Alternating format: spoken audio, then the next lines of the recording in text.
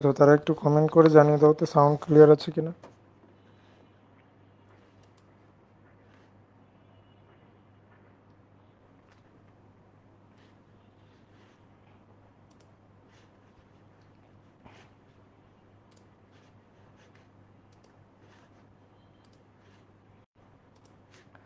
আর যারা ফেসবুকে যুক্ত হয়েছে তারাও একটু কমেন্ট করে জানিয়ে দাও যে সাউন্ড ক্লিয়ার আছে কিনা।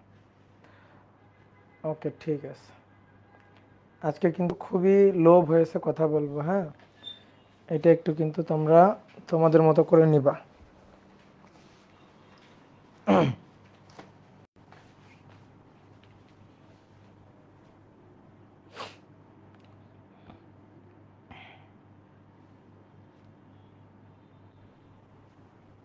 ওকে ডিয়ার স্টুডেন্ট, আশা করি তোমরা সবাই ভালো আছো, সুস্থ আছো। তো তোমাদের স্থির তড়িতের আগে 2টা ক্লাস হয়েছে, তো আজকে দিয়ে স্থির তড়িতের 3য় ক্লাস। তো আজকে একটু আমি খুবই আস্তে আস্তে কথা বলবো। তোমরা অলরেডি দেখতে পাচ্ছ আমার এই সাইডটা কিন্তু একটু ফুলে আছে। আমার হচ্ছে কালকে দাঁতের আর কি যে ছোট্ট একটা সার্জারি, ওটা কালকে হয়েছে ঢাকাতে। আজকে আমি হচ্ছে বিকাল 4টার দিকে আর কি 4টার ফ্লাইটে রাজশাহীতে আসছি। সো তোমাদের স্থির তড়িতের আজকের ক্লাসটা আমি একটু আস্তে লো ভয়েসে নিব, ঠিক আছে? আমি খুব বেশি জোরে হয়তো কথা বলতে পারবো না, তবে আমার মনে হয় এইটুকু ভয়েসে, এইটুকু যদি লাউডে কথা বলি তোমরা সব কিছু শুনতেও বুঝতে পারবা, ঠিক আছে? তোমাদের শুভ্র ভাইয়া, সে অনেক হেল্প করছে আমাকে। তোমাদের শুভ্র ভাই এবং তার একটা ফ্রেন্ড, তার নাম হচ্ছে রবিন। এই দুইজন মনে করো যে কালকে থেকে আমার সাথে ছিল, সারাটা দিন আমার সাথে ছিল। সেই সকাল থেকে, বলতে গেলে সকাল থেকে আজকে বিকাল পর্যন্ত তোমার শুভ্র ভাই এবং তার ফ্রেন্ড রবিন আমার সাথে ছিল। তো মোটামুটি এখন একটু সুস্থ আছি, শুধু এই সাইডটা একটু ফোলা আছে। তা আশা করি আজকের পর থেকে আস্তে আস্তে সব কিছু ঠিক হয়ে যাবে। ওকে, তো চলো আমরা শুরু করি। আমরা স্থির তড়িতের 2 নম্বর ক্লাসের লাস্টের দিকে যে টপিকটা পড়ছিলাম সেটা হচ্ছে তড়িৎ দ্বিমেরু। তো মোটামুটি তড়িৎ দ্বিমেরু আমাদের হয়ে গেছে। তো তড়িৎ দ্বিমেরুর জন্য আর একটা টপিক আছে, এইটা একটু আমাদের পড়তে হয়, সেটা হচ্ছে তড়িৎ দ্বিমেরুর জন্য টর্কের রাশিমালা। আমরা তড়িৎ দ্বিমেরুর জন্য একটু টর্কের রাশিমালাটা হিসাব করব। তো আমরা গত ক্লাসে তড়িৎ দ্বিমেরুর জন্য বিভব, প্রাবল্য এই জিনিসটা আমরা পড়ছিলাম। তো আজকে আমরা তড়িৎ দ্বিমেরুর জন্য টর্ক এবং তার জন্য সঞ্চিত শক্তি রাশিমালা, এইটা আমরা আজকে ক্লাসে হিসাব নিকাশ করব। তো চলো আগে একটু দেখি এটা, তারপরে অন্যান্য আরও অনেক টপিক আমরা পড়বো আজকে।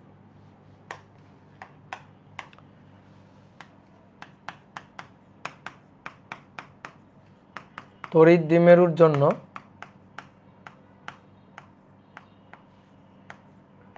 টর্কের রাশিমালা, তড়িৎ দ্বিমেরুর জন্য টর্কের রাশিমালা। হ্যাঁ, তো মনে করো একটা তড়িৎ দ্বিমেরুকে আমরা একটা সুষম তড়িৎ ক্ষেত্রে রাখলাম। তো সুষম তড়িৎ ক্ষেত্র কীভাবে তৈরি করা যায়? ধরো এটা হচ্ছে একটা পজিটিভ চার্জের পাত, পজিটিভ চার্জের চার্জিত, আর এটা হচ্ছে একটা নেগেটিভ চার্জের পাত।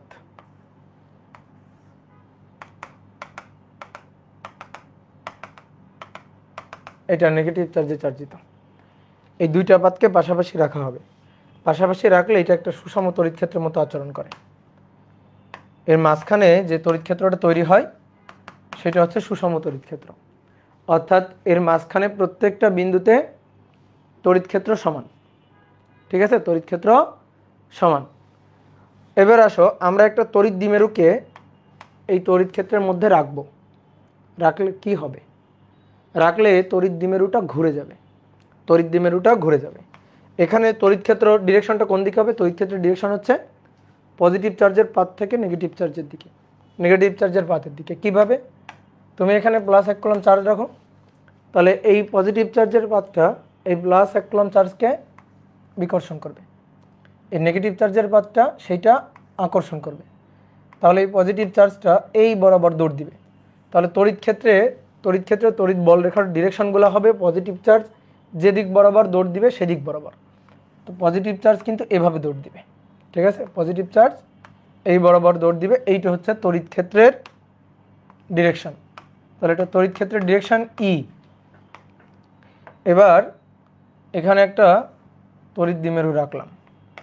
তড়িৎ দ্বিমেরু কি? তড়িৎ দ্বিমেরু হচ্ছে দুইটা সমমানের বিপরীতধর্মী চার্জ খুবই অল্প দূরত্বে অবস্থান করে যে তড়িৎ ব্যবস্থা তৈরি করে।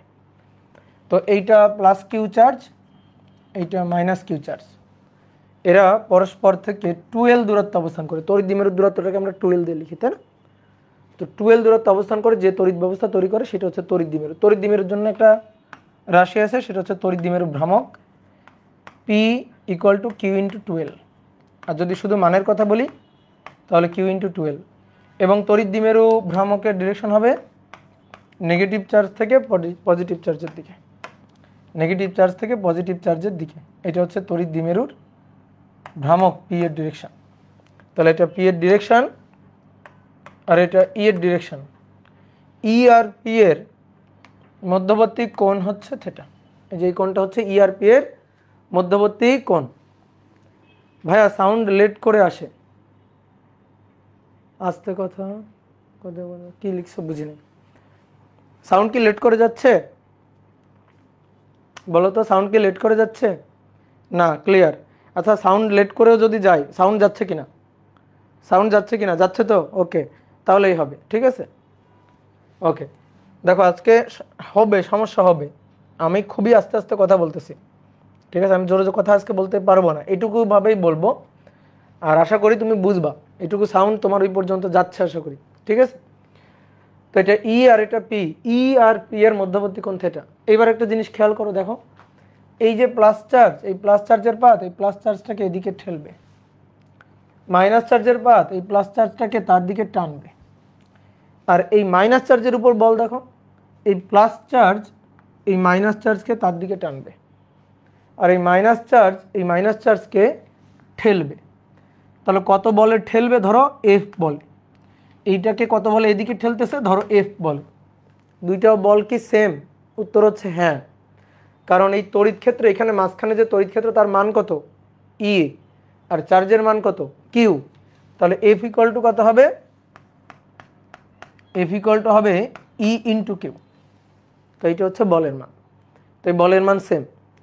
এবার কি হবে? এই যে তড়িৎ দ্বিমেরু ভ্রামকটা, তড়িৎ দ্বিমেরুটা, সেটা তুমি চিন্তা করো, এইটা একটা লাঠি, এই লাঠির মাথায় এদিকে কেউ এভাবে ঠেলতেছে আর এই প্রান্তে কেউ এইভাবে ঠেলতেছে। তাহলে তুমি বলো তো, কমেন্ট করো তো, এই লাঠিটার কি অবস্থা হবে? বলো, এই লাঠিটার কি অবস্থা হবে?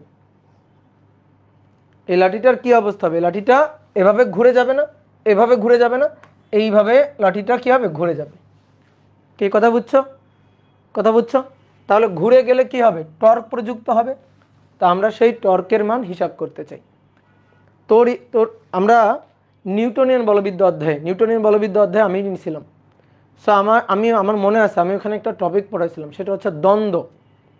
ঠিক আছে, মনে আছে? দ্বন্দ্ব পড়াইছিলাম। দ্বন্দ্ব কি? কোনো বস্তুর উপর যদি সমমানের তিনটা শর্ত, দ্বন্দ্ব প্রযুক্ত হওয়ার শর্ত তিনটা, ঠিক আছে? সেটা হচ্ছে সমমানের বল,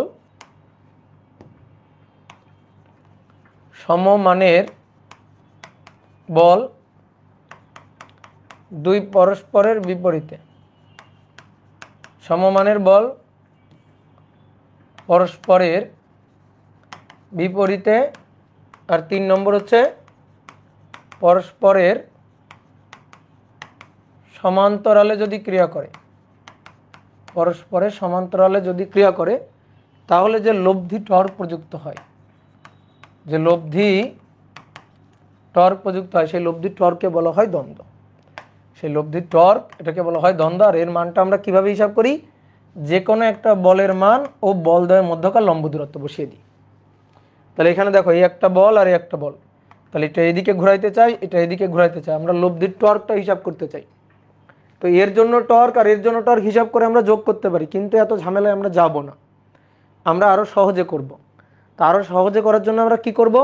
যেহেতু দুইটা সমমানের বল এবং দেখো পরস্পরের সমান্তরালে, দেখো খেয়াল করো, দেখো পরস্পরের সমান্তরালে ক্রিয়া করতেছে এবং পরস্পরের বিপরীতমুখী হয়ে ক্রিয়া করতেছে, তাহলে সেই ক্ষেত্রে যে লব্ধি টর্ক প্রযুক্ত হবে তাকে বলা হবে দ্বন্দ্ব। তো সেটা হিসাব করার কি উপায়, কি বুদ্ধি?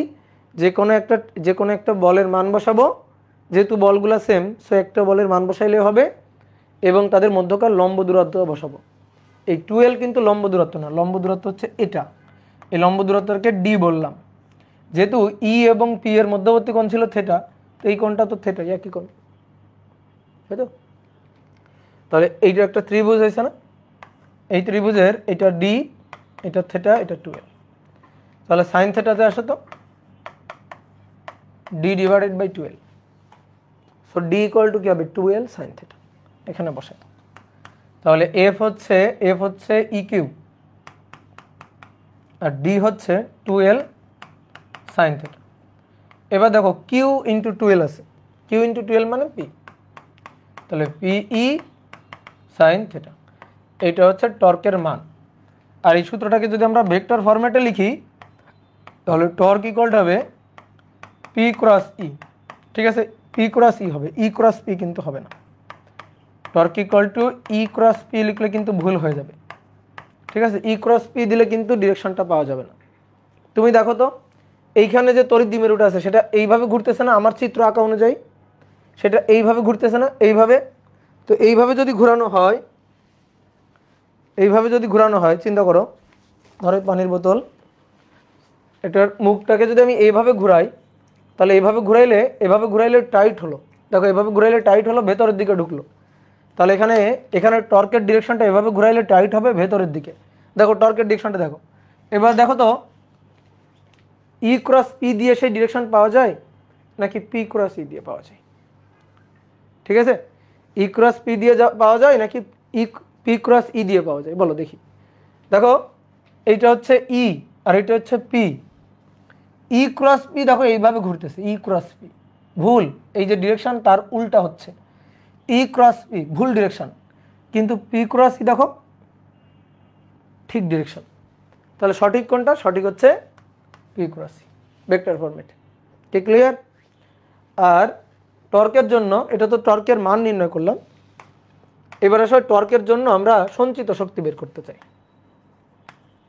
সঞ্চিত শক্তির মান বের করতে চাই, সঞ্চিত শক্তির মান, ঠিক আছে, বা বিভব শক্তি বের করতে চাই, বিভব শক্তি নির্ণয় করতে চাই। দেখো আমি তোমাকে জাস্ট কনসেপ্টটা বুঝাই, তারপরে সূত্র লিখে দিব, এখানে ডিটেলস ক্যালকুলেশনে যাব না। মনে করো একটা স্প্রিং তার শিথিল অবস্থায় আছে, জাস্ট কনসেপ্টটা ভালো করে বুঝো। এই স্প্রিংটা শিথিল অবস্থায় আছে, এর মধ্যে কোনো বিভব শক্তি জমা আছে না, নেই।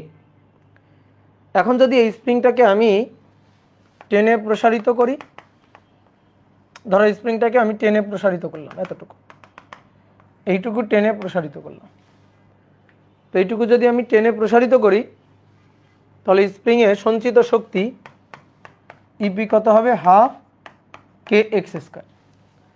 এক্সটার্নাল এজেন্ট কর্তৃক কৃত কাজটাকে বিভব শক্তি বলে। ঠিক আছে, এক্সটার্নাল এজেন্ট কর্তৃক যে কৃত কাজটা সেটাকে কি বলে, বিভব শক্তি বলে।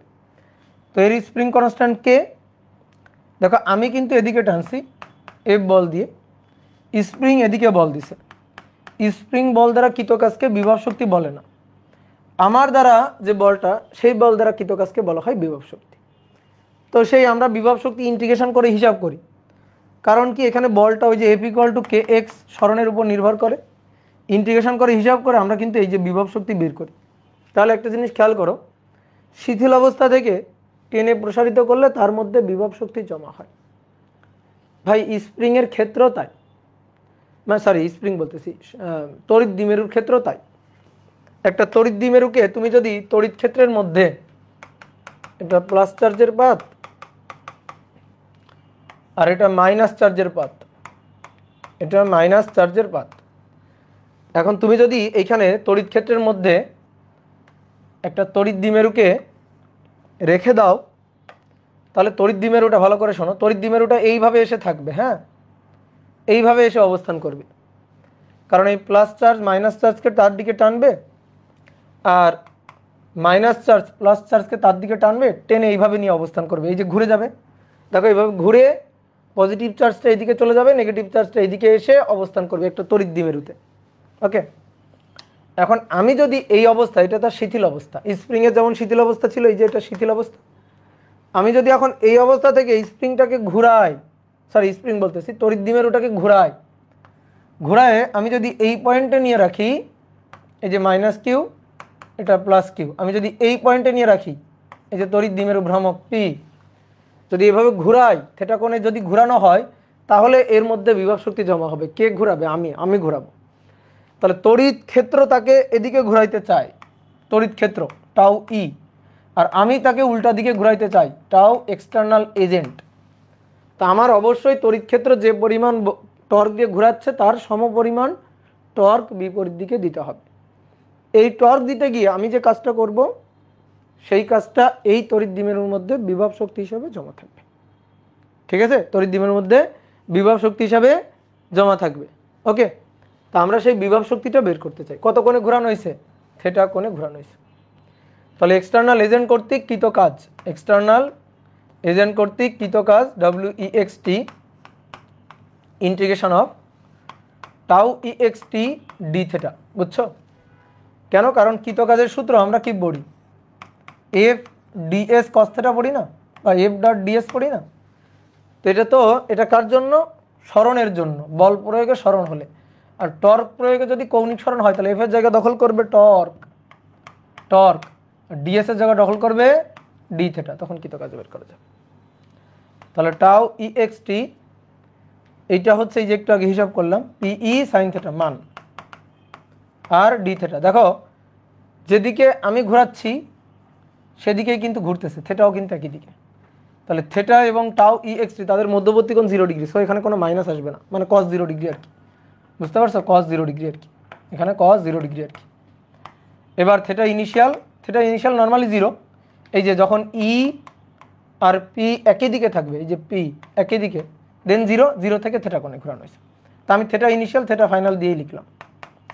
তাহলে PE বাইরে গেল, সাইন থিটা মানে সাইন থিটাকে ইন্টিগ্রেট করলে মাইনাস কস থিটা, তার লোয়ার লিমিট থিটা ইনিশিয়াল, আপার limit theta final, minus PE cos theta final minus cos theta initial. সুন্দর করে যদি সাজায় লিখি, তাহলে মাইনাসটাকে ভিতরে পাঠিয়ে দাও, তাহলে PE cos theta initial minus cos theta final. এবার শোনো, খুব মনোযোগ দিয়ে শোনো, এটাই হচ্ছে বিভব শক্তি। EP বা ইউ বিভিন্ন বইতে বিভিন্নভাবে লেখে, তুমি সূত্রটা সুন্দর করে মুখস্থ করে নেবা। যদি একাডেমিতে কেউ এই টপিকগুলার ডেরিভেশন দেখে না থাকো, তো একবার জাস্ট দেখে নিলা, শেষ। ঠিক আছে? এটা মুখস্থ করারও দরকার নাই, খুব ডিপলি মাথায় ঢুকানোরও কোনো দরকার নেই। তোমার লাগবে লাস্টের সূত্রটা। তুমি যদি একাডেমিতে স্কিপ করে আসো, সো স্কিপ করো ডেরিভেশন, কোনো সমস্যা নেই। ঠিক আছে? তোমাকে আমি বুঝতেই হবে এমন বলতেছি না, দরকারই নেই এখন। তুমি শুধু এই সূত্রটা মাথায় রাখবা যে তড়িৎ দ্বিমেরুর ক্ষেত্রে যদি কৃত কাজ বা বিভব শক্তি বা স্থিতি শক্তি চাই, তাহলে এইটা হচ্ছে সূত্র। তাহলে PE cos theta initial minus cos theta final.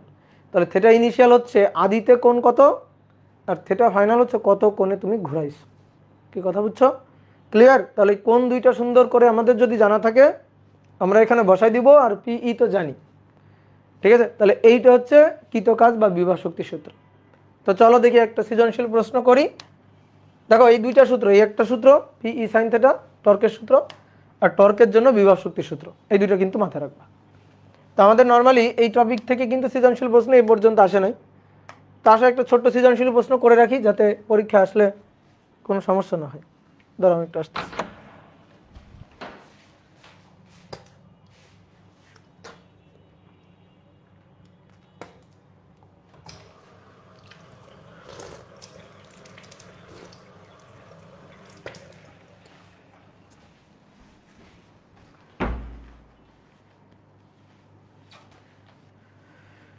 দাদা ইঞ্জিনিয়ারিংয়ের জন্য কি পড়লে প্রবলেম হবে? পড়া প্রবলেম হবে? কেন প্রবলেম হবে? কোনো কিছু পড়লে কখনো প্রবলেম হয় না। ঠিক আছে? কোনো কিছু পড়লে কখনো প্রবলেম হয় না, ভালো হয়, লাভ হয়। এবার আসো দেখি একটা সৃজনশীল কোশ্চেন। বলা হচ্ছে একটি তড়িৎ দ্বিমেরুকে একটি 2 মাইক্রোকুলম মানের ও 4 মিলিমিটার দূরত্বের তড়িৎ দ্বিমেরুকে 50 নিউটন পার কুলম মানের তড়িৎ ক্ষেত্রে তড়িৎ ক্ষেত্রে 60 ডিগ্রি কোণে 60 ডিগ্রি কোণে রাখা হলো। এবার 1 নম্বর কোশ্চেন, তড়িৎ দ্বিমেরুটির উপর প্রযুক্ত টর্ক কত? আর 2 নম্বর হচ্ছে তড়িৎ দ্বিমেরুটিকে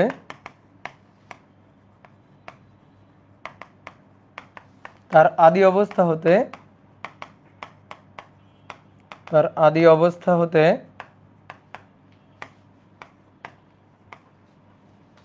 তড়িৎ ক্ষেত্রের সাথে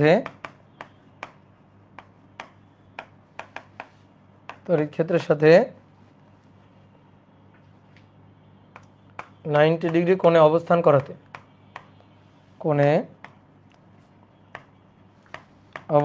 করাতে কৃত কাজ কত? ঠিক আছে, এটা হচ্ছে প্রশ্ন। তাহলে কি বলছে, একটা তড়িৎ দ্বিমেরুকে চিত্র আঁকে, একটু দেখো। চিত্র যে আঁকতে হবে এমন কোনো কথা না, আমি বোঝার জন্য চিত্র আঁকতেছি। তো একটা তড়িৎ দ্বিমেরুকে সুষম একটা তড়িৎ ক্ষেত্রে রাখা হয়েছে, সেই সুষম তড়িৎ ক্ষেত্রের মান হচ্ছে 50 নিউটন পার কুলম। তো এই মানে তড়িৎ ক্ষেত্রে কত ডিগ্রি কোণে রাখা হয়েছে? কত ডিগ্রি কোণে? 60 ডিগ্রি কোণে রাখা হয়েছে।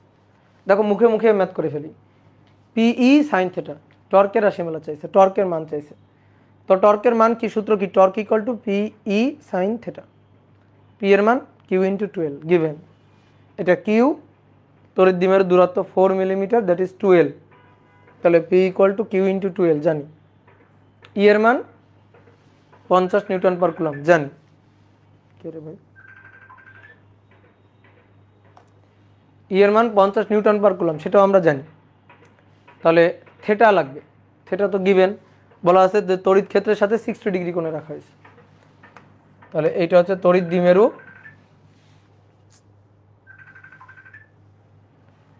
এটা হচ্ছে তড়িৎ দ্বিমেরু, এটা পি,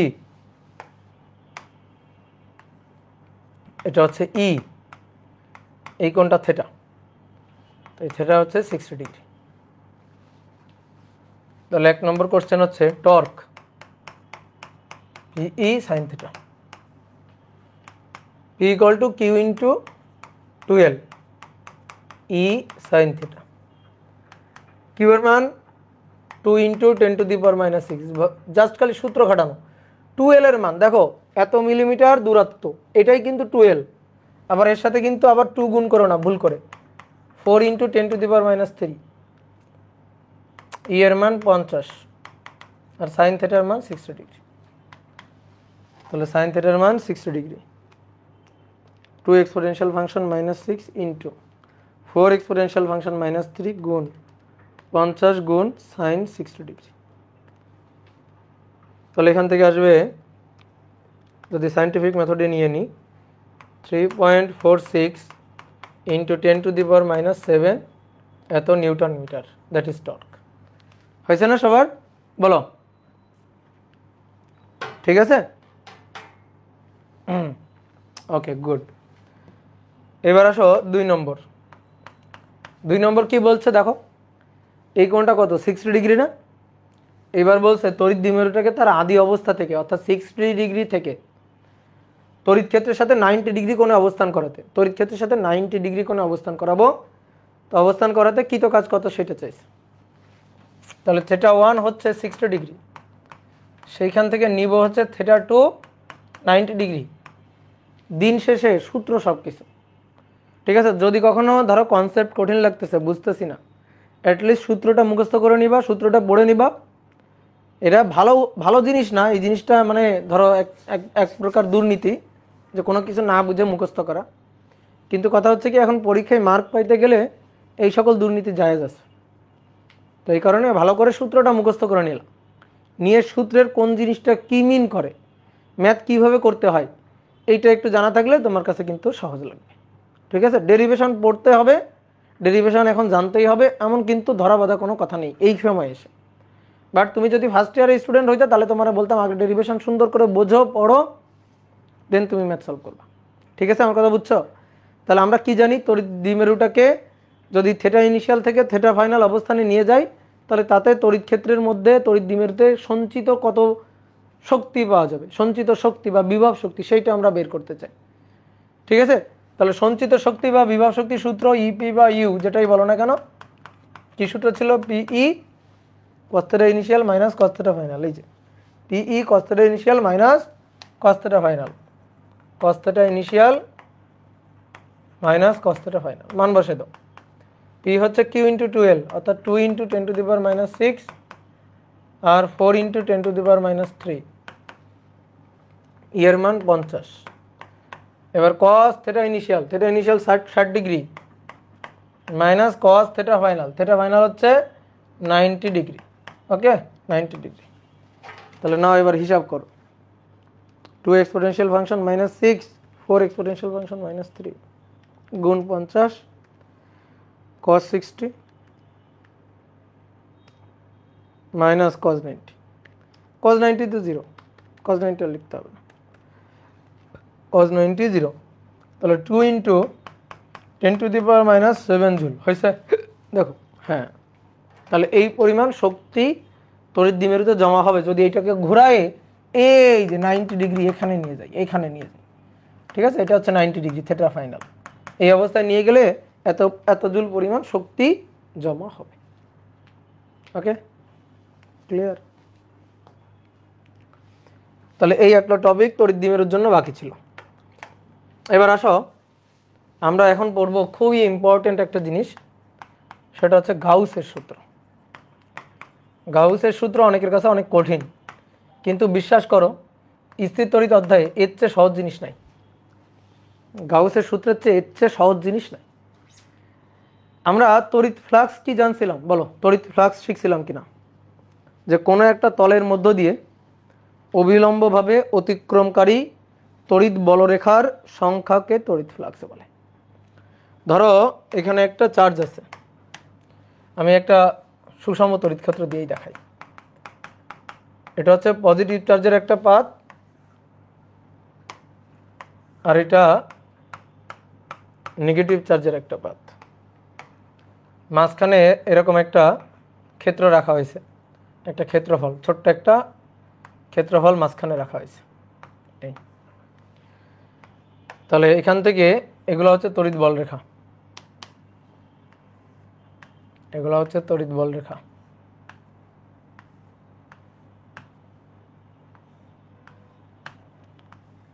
এবার এই ক্ষেত্রের মধ্য দিয়ে অবিলম্বভাবে অতিক্রমকারী এই যে তড়িৎ বল রেখা, একটা দুইটা তিনটা, এগুলাকেই সংখ্যাকেই বলা হয় তড়িৎ ফ্লাক্স। আর ফাইকে আমরা কিভাবে বের করি? যদি এই পাতের ক্ষেত্রফল এ হয় আর এখানে সুষম তড়িৎ ক্ষেত্র ধরো ই, তাহলে এ ই cos θ, এই সূত্র দিয়ে আমরা বের করি, হিসাব করি। ঠিক আছে, ডট গুণ এ ই cos θ, থিটা হচ্ছে এ আর ই এর মধ্যবর্তী কোণ, এর ডিরেকশন হবে তলের লম্ব বরাবর, এটা এ আর এটা ই, তাহলে এ আর ই এর মধ্যবর্তী কোণ সবসময় 0 ডিগ্রি হবে এমন কোনো কথা নেই। তো এটা হচ্ছে ডট গুণ a dot e, phi equal to a dot e dot গুণ। ঠিক আছে, এটা হচ্ছে সূত্র। এইবার শোনো, যদি কখনো সুষম তড়িৎ ক্ষেত্র না হয়, এটা তো সুষম তড়িৎ ক্ষেত্র, এটা একটা কেমন তড়িৎ ক্ষেত্র বলো? কেমন তড়িৎ ক্ষেত্র? সুষম তড়িৎ ক্ষেত্র। সুষম তড়িৎ ক্ষেত্র মানে কি? মানে সব বিন্দুতে তড়িৎ ক্ষেত্রের মান সমান। এই যে এইখানে মাঝখানে সব বিন্দুতে তড়িৎ ক্ষেত্রের মান সমান, তাহলে তাকে বলা হয় সুষম তড়িৎ ক্ষেত্র। কিন্তু যদি অসম তড়িৎ ক্ষেত্র হয়, অসম তড়িৎ ক্ষেত্র যদি হয়, অসম তড়িৎ ক্ষেত্র, তাহলে সেইখানে আমরা তড়িৎ ফ্লাক্স কেমনে বের করতে পারি? মনে করো অসম তড়িৎ ক্ষেত্রে এইটা হচ্ছে একটা সারফেস,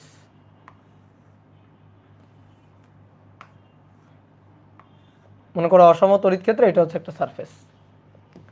এবার এই সারফেসের মধ্যে দিয়ে তড়িৎ বল রেখাগুলো তখন অসম, তড়িৎ ক্ষেত্র অসম, সব জায়গায় সমান না, তাহলে তড়িৎ ফ্লাক্সের ডেনসিটিটাও এরকম হবে, তড়িৎ ফ্লাক্সের ডেনসিটিটাও এরকম হবে। দেখো আমি তোমার একটু বুঝাই, আমি যেটা জিজ্ঞেস করব টু দ্য পয়েন্ট সেটা অ্যান্সার দিবা।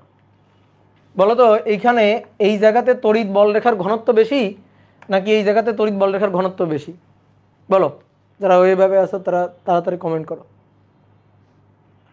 ইকুয়াল, সেম, এখানে কম এখানে বেশি না, বা এখানে বেশি এখানে কমও না, কম বেশি না, সেম সেম। তড়িৎ বলরেখার ঘনত্ব দেখো same, density same. Density same হলে তড়িৎ প্রাবল্য সেম, ই সেম। ই সেম হলে সুষম তড়িৎ ক্ষেত্র। ঠিক আছে, এইবার তুমি বলো তো এই জায়গা তড়িৎ বলরেখার ঘনত্ব আর এই জায়গাতে তড়িৎ বলরেখার ঘনত্ব সেম? বলো, তড়িৎ বলরেখার ঘনত্ব সেম না, এইখানে ঘনত্ব বেশি আর এইখানে ঘনত্ব কম। দেখো হালকা হয়ে গেছে, ফাঁকা ফাঁকা হয়ে গেছে। তাহলে এখানে ঘনত্বটা কম এখানে ঘনত্বটা বেশি, যেখানে ঘনত্ব বেশি সেখানে তড়িৎ প্রাবল্য বেশি, যেখানে ঘনত্ব কম সেখানে তড়িৎ প্রাবল্য কম। জানো তো, দেখো তোমার একটা হাতে নাতে প্রমাণ দেখাই, হাতে নাতে প্রমাণ। এইটা একটা বিন্দু চার্জ না? তুমি আমার বলো এই বিন্দু চার্জের জন্য 1 নং পয়েন্টে তড়িৎ প্রাবল্যের মান বেশি নাকি 2 নং পয়েন্টে তড়িৎ প্রাবল্যের মান বেশি? বলো, এটা একটা বিন্দু চার্জ, তার জন্য 1 নং পয়েন্টে তড়িৎ প্রাবল্যের মান বেশি নাকি 2 নং পয়েন্টে তড়িৎ প্রাবল্যের মান বেশি? 1 নং পয়েন্টে তড়িৎ প্রাবল্যের মান বেশি, এস। আর 2 নং পয়েন্টে কম। কেন? কারণ 1 নং পয়েন্টে ঘনত্ব, তড়িৎ বলরেখার ঘনত্ব বেশি, 2 নং পয়েন্টে ঘনত্ব কম। 1 নং পয়েন্ট চার্জের কাছে, 2 নং পয়েন্ট চার্জের দূরে। এবার তোমাকে আমি তড়িৎ বলরেখা এঁকে দেখাই। এই যে এইগুলো হচ্ছে তড়িৎ বলরেখা, এইগুলো হচ্ছে তড়িৎ বলরেখা। তড়িৎ বলরেখাগুলো পজিটিভ চার্জ থেকে লম্বভাবে বের হয় আর নেগেটিভ চার্জের পৃষ্ঠে লম্বভাবে প্রবেশ করে। তো আমি এক সাইড আঁকলাম, এই সাইডেও আছে, এই পাশেও আছে, ঠিক আছে, এদিকেও আছে। তো আমি এই দিকটা আর আঁকলাম না, আমি এই সাইডটা আঁকলাম। এই সাইডটাকে আর একটু ঘন ঘন করে আঁকি দিই, এই যে এই আঁকলাম। এইবার তুমি দেখো, তাকাও, তুমি একটু খেয়াল করে দেখো,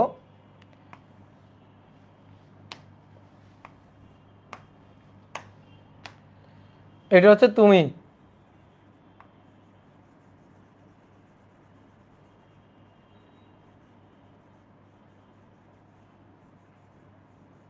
এটা হচ্ছে তুমি। এই যে তোমাকে আমি তুলে নিলাম, তুলে নিয়ে 2 নং পয়েন্টে বসালাম, আর তোমাকে আমি আবার তুলে নিলাম, তুলে নিয়ে 1 নং পয়েন্টে বসালাম। বলো, তুমি গুলি খেয়ে ঝাঁঝরা হয়ে গেছো কোথায়? বলো, তুমি গুলি খেয়ে ঝাঁঝরা হয়ে গেছো কোথায়? 1 নং পয়েন্টে। দেখো 1টা 2টা 3টা 4টা 5টা গুলি লাগছে, আর 2 নং পয়েন্টে দাঁড়াইলে 2টা গুলি রাখছে। তাহলে তোমার শরীরের ক্ষেত্রের মধ্য দিয়ে এখানে বলরেখা বেশি পাস করে গেছে আর এখানে বলরেখা কম পাস করে গেছে। তাহলে যেখানে বলরেখা কম পাস করে, এই বুঝতে পারলাম রে, যেখানে বলরেখা কম পাস করে যাবে সেখানে ঘনত্ব কম, যেখানে বলরেখা বেশি পাস করে যাবে সেখানে ঘনত্বটা বেশি। তাহলে এখানে ঘনত্ব বেশি বলেই প্রাবল্য বেশি, আর এখানে ঘনত্ব কম বলে প্রাবল্য কম। কে কথা হচ্ছে 2 মার্কের প্রশ্নে আসলে এরকমভাবে ব্যাখ্যা দিয়ে দিও। যেখানে ঘনত্ব, তড়িৎ বলরেখার ঘনত্ব বেশি সো তড়িৎ প্রাবল্য বেশি, সো তড়িৎ প্রাবল্য বেশি। আর এখানে তড়িৎ বলরেখার ঘনত্ব কম, তড়িৎ ফ্লাক্স ঘনত্ব কম,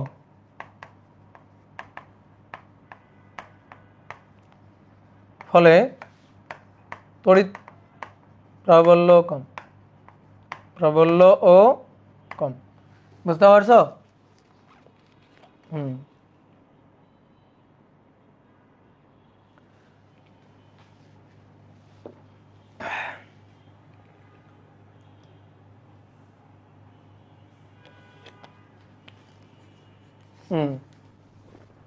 একজন বলছে প্রথমটাও মরবে দ্বিতীয়টাও মরবে, মরবে তো, কিন্তু কথা হচ্ছে কোনটা বেশি গুলি খেয়ে মরবে সেটা একটা কথা আছে না, তাই না?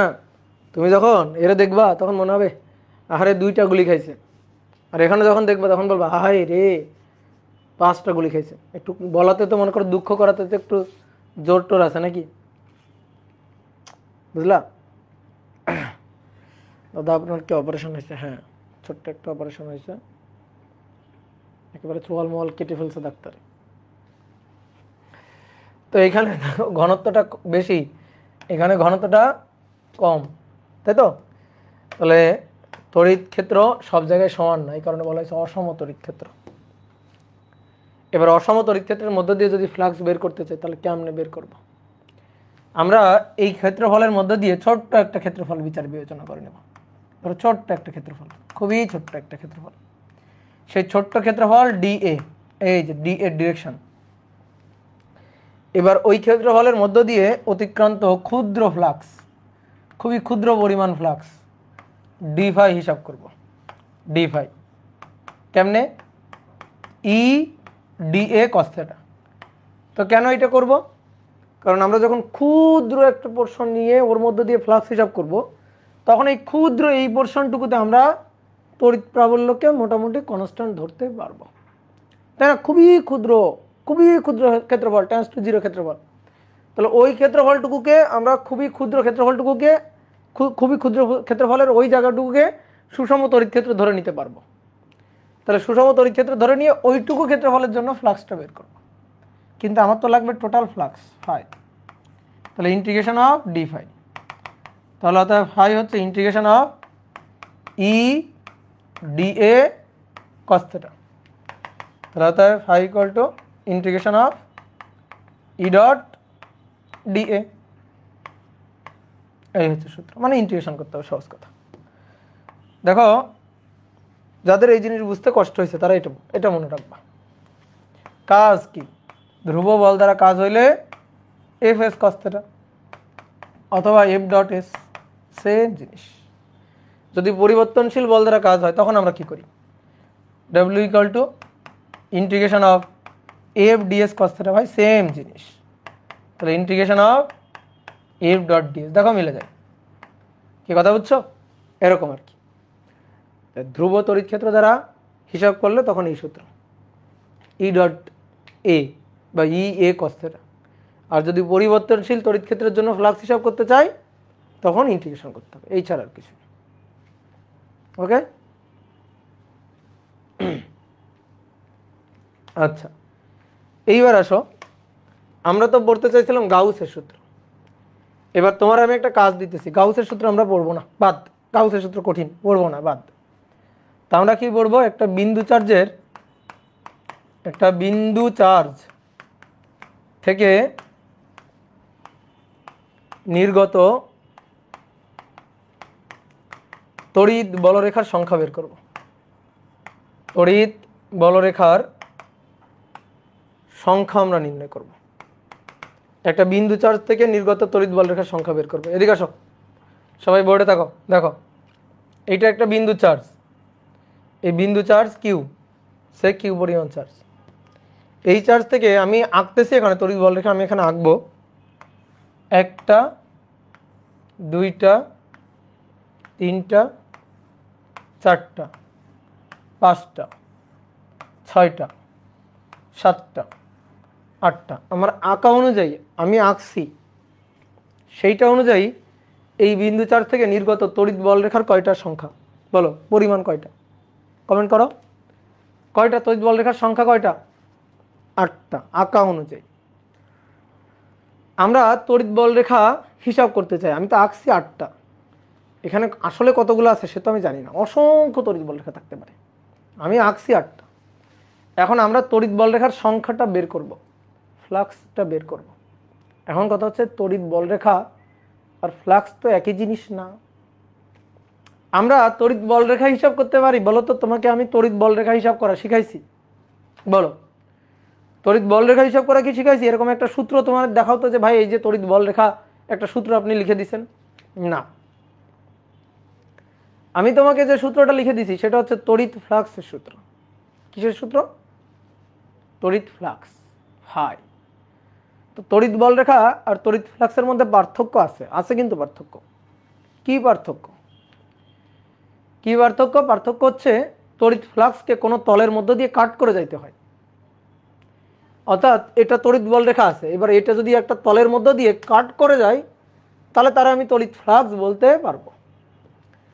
তাহলে একটা কাজ করি, আমাদের টার্গেট বুদ্ধি খাটাচ্ছি। এবার দেখো, বুদ্ধি খাটাচ্ছি, ঠিক আছে, তুমি ধরো যে ভাত খেয়ে থাকলে, হ্যাঁ ভাত খেয়ে থাকলে তোমার এই বুদ্ধি বা চালাকি তোমার মাথায় আসা উচিত।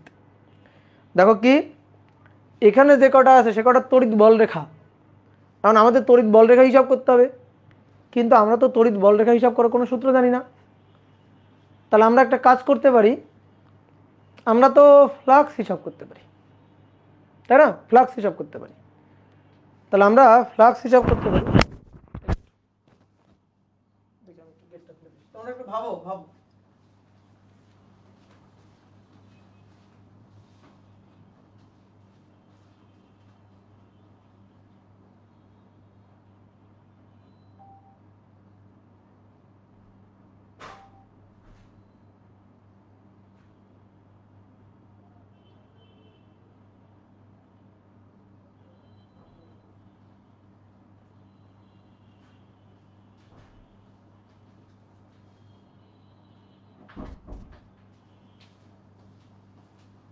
কি ভাবছো?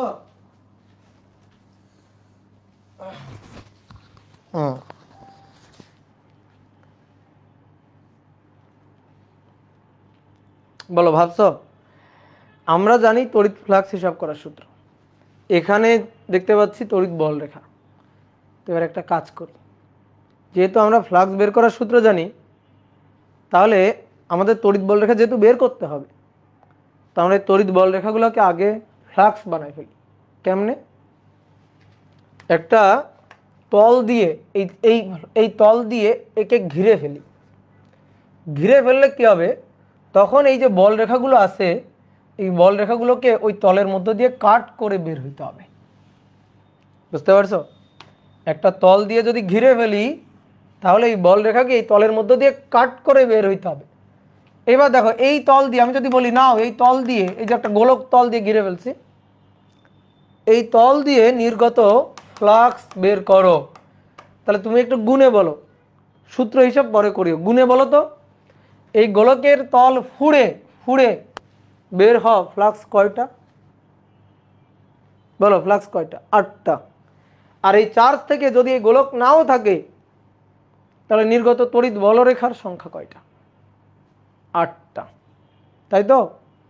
তাহলে 8টা আমি হিসাব করতে পারতেছিলাম না, বলরেখা হিসাব করতে পারতেছিলাম না, আমি কি হিসাব করতে পারি? আমি ফ্লাক্স হিসাব করতে পারি। তাহলে আমি তড়িৎ বলরেখাগুলোকে তড়িৎ ফ্লাক্স বানাই ফেললাম। এবার তো আমি ফ্লাক্সের সূত্র জানি যে ফাই ইকুয়াল টু এই কস থিটা, এটা তো আমি জানি। তাহলে আমি চট করে এই সূত্র খাটায় ফেলবো, খাটায় ফ্লাক্স বের করে ফেলবো। এবং আমি যে ফ্লাক্সটা বের করব সেটাই হবে এই যে বিন্দু চার্জ, এই চার্জ দিয়ে নির্গত তড়িৎ বল রেখার সংখ্যা। বুঝতে পারছো? চালাকি লেভেলটা বুঝছো? এখন মনে করো কেউ একজন কি করলো, তল দিয়ে ঘিরলো কিন্তু তার তলটা ছিদ্র, এরকম একটা ছিদ্র আছে তলে, এরকম একটা ছিদ্র আছে তলে। বলো হবে? বলো হবে? তখন কি এই তল দিয়ে নির্গত ফ্লাক্সকে আমি এই চার্জ থেকে নির্গত তড়িৎ বল রেখার সংখ্যা বলতে পারবো না, কারণ তখন এখান থেকে কিছু বল রেখা পাস করে যাবে, সেই বল রেখাগুলা কিন্তু ফ্লাক্স হবে না। তাহলে তুমি এবার বলো তো কেমন তল দিয়ে ঘিরতে হবে? কেমন তল, কেমন তল দিয়ে ঘিরতে হবে? একটা আবদ্ধ তল, একটা বদ্ধ তল, যে তল দিয়ে যে তল দিয়ে ঘিরলে পরে এই চার্জটাকে বাইরে থেকে দেখা যাবে না, এই চার্জ যেন বাইরের আলো বাতাস দেখতে না পারে, এমন এমন একটা তল দিয়ে ঘিরে ফেলতে হবে। তাহলে এই চার্জ থেকে নির্গত এমন একটা বলরেখাও থাকবে না যে এই তলের মধ্য দিয়ে পাস করবে না, সবাইকেই পাস করতে হবে। তাহলে এমন একটা তল দিয়ে ঘিরতে হবে যে তলটা হবে বদ্ধ, চার্জকে আটকায় ফেলতে হবে, বদ্ধ করে ফেলতে হবে। বুঝছো? একটা বদ্ধ করে ফেলতে হবে। এবার কথা হচ্ছে কি ভাই, যে তল দিয়ে ঘিরবো সেটা গোলক হবে নাকি ঘনক হবে নাকি কোনক হবে নাকি একটা পলিথিনের প্যাকেট, সেই প্যাকেট দিয়ে চার্জকে আটকায় ফেলবো, কি হবে? তো কথা হচ্ছে আমরা আপাতত কি আঁকছি? আপাতত কি আঁকছি? আপাতত গোলক আঁকছি না? গোলক তল দিয়ে ঘিরতে হবে। তল তো ফাঁপা হবেই, তল ফাঁপা হবে, এটা গোলক নিরেট টিরেট কিছু না, ঠিক আছে? এটা ফাঁপা হবে, ফাঁপা। ঠিক আছে, হাওয়া হবে। অনেকে বলতেছে নিরেট, এই নিরেট কেমনে হয়? নিরেট দিয়ে তো আমরা ঘিরি না, আটকাই ফেলতে হবে, ঘিরে ফেলতে হবে এমন একটা তল দিয়ে। তো তল মানে বোঝো ভালো করে, তল মানে তো পাতলা তল, ঠিক আছে। হ্যাঁ, তো আমরা গোলক দিয়ে ঘিরছি। এইবার একটা জিনিস বলো, এই গোলক দিয়ে ঘিরলে বললে এই গোলক দিয়ে নির্গত ফ্লাক্স কত আমরা বের করতে চাই। তো তুমি দেখো এই চার্জ থেকে এই গোলকের এই পয়েন্টের দূরত্ব আর, এখান থেকে এই পয়েন্টের দূরত্ব আর, এখান থেকে এই পয়েন্টের দূরত্ব আর। তাহলে এই পয়েন্টে তড়িৎ প্রাবল্য, এই পয়েন্টে তড়িৎ প্রাবল্য, এই পয়েন্টে তড়িৎ প্রাবল্য সেম নাকি আলাদা? বলো, সেম নাকি আলাদা? সেম। তাহলে কেমন তড়িৎ ক্ষেত্র? এই গোলকের উপর প্রত্যেকটা পয়েন্টের তড়িৎ প্রাবল্য সেম। তাহলে এটা কেমন তড়িৎ ক্ষেত্র? সুষম না অসম? সুষম। তাহলে সুষম তড়িৎ ক্ষেত্রের জন্য ফ্লাক্স বের করার সূত্র কি? এ ই কস থিটা। আসো, তাহলে এ এর মান বসাবো, ই এর মান বসাবো, তাদের মধ্যবর্তী কোণের কস থিটা বসাবো। ভালো করে এবার বোর্ডে তাকাও, লেখা বাদ। তাহলে আমরা প্রথমে আসো এ আর ই এর কোণ দেখি। আগে এ আর ই এর কোণ দেখি। দেখো, যেখানে প্রাবল্য দরকার হয় সেখানে একক ধনাত্মক চার্জ রাখতে হয়। তো এখানে একক ধনাত্মক চার্জ রাখলাম। তাহলে একক ধনাত্মক চার্জ রাখলে এই বরাবর ধাক্কা খাবে না, এই চার্জ এই বরাবর বিকর্ষণ করবে। তাহলে এটা হচ্ছে প্রাবল্যের ডিরেকশন। এখানেও প্লাস 1 কুলম্ব চার্জ রাখলাম, এই চার্জটাই প্লাস 1 কুলম্ব চার্জকে এইভাবে ধাক্কা দিবে। তাহলে এইটা হচ্ছে প্রাবল্য ই এর ডিরেকশন। এখানেও প্লাস 1 কুলম্ব চার্জ রাখলাম, এই চার্জটাই প্লাস 1 কুলম্ব চার্জকে বিকর্ষণ করবে, ধাক্কা দিবে এই বরাবর। এটা হচ্ছে তড়িৎ প্রাবল্য ই এর ডিরেকশন। কথা বুঝছো? ই কিন্তু সব সেম, কেন? কারণ দূরত্ব সেম, আর সেম, আর। তাহলে যেহেতু দূরত্বগুলো সেম, এই পয়েন্ট এই পয়েন্ট এই পয়েন্টের জন্য এই চার্জের জন্য প্রাবল্য সেম হবে। ই ইকুয়াল টু 1/4 পাই, কামড় লাগলো, equal to 1/4 pi epsilon naught q divided by হবে আর স্কয়ার। ওকে, তাই তো?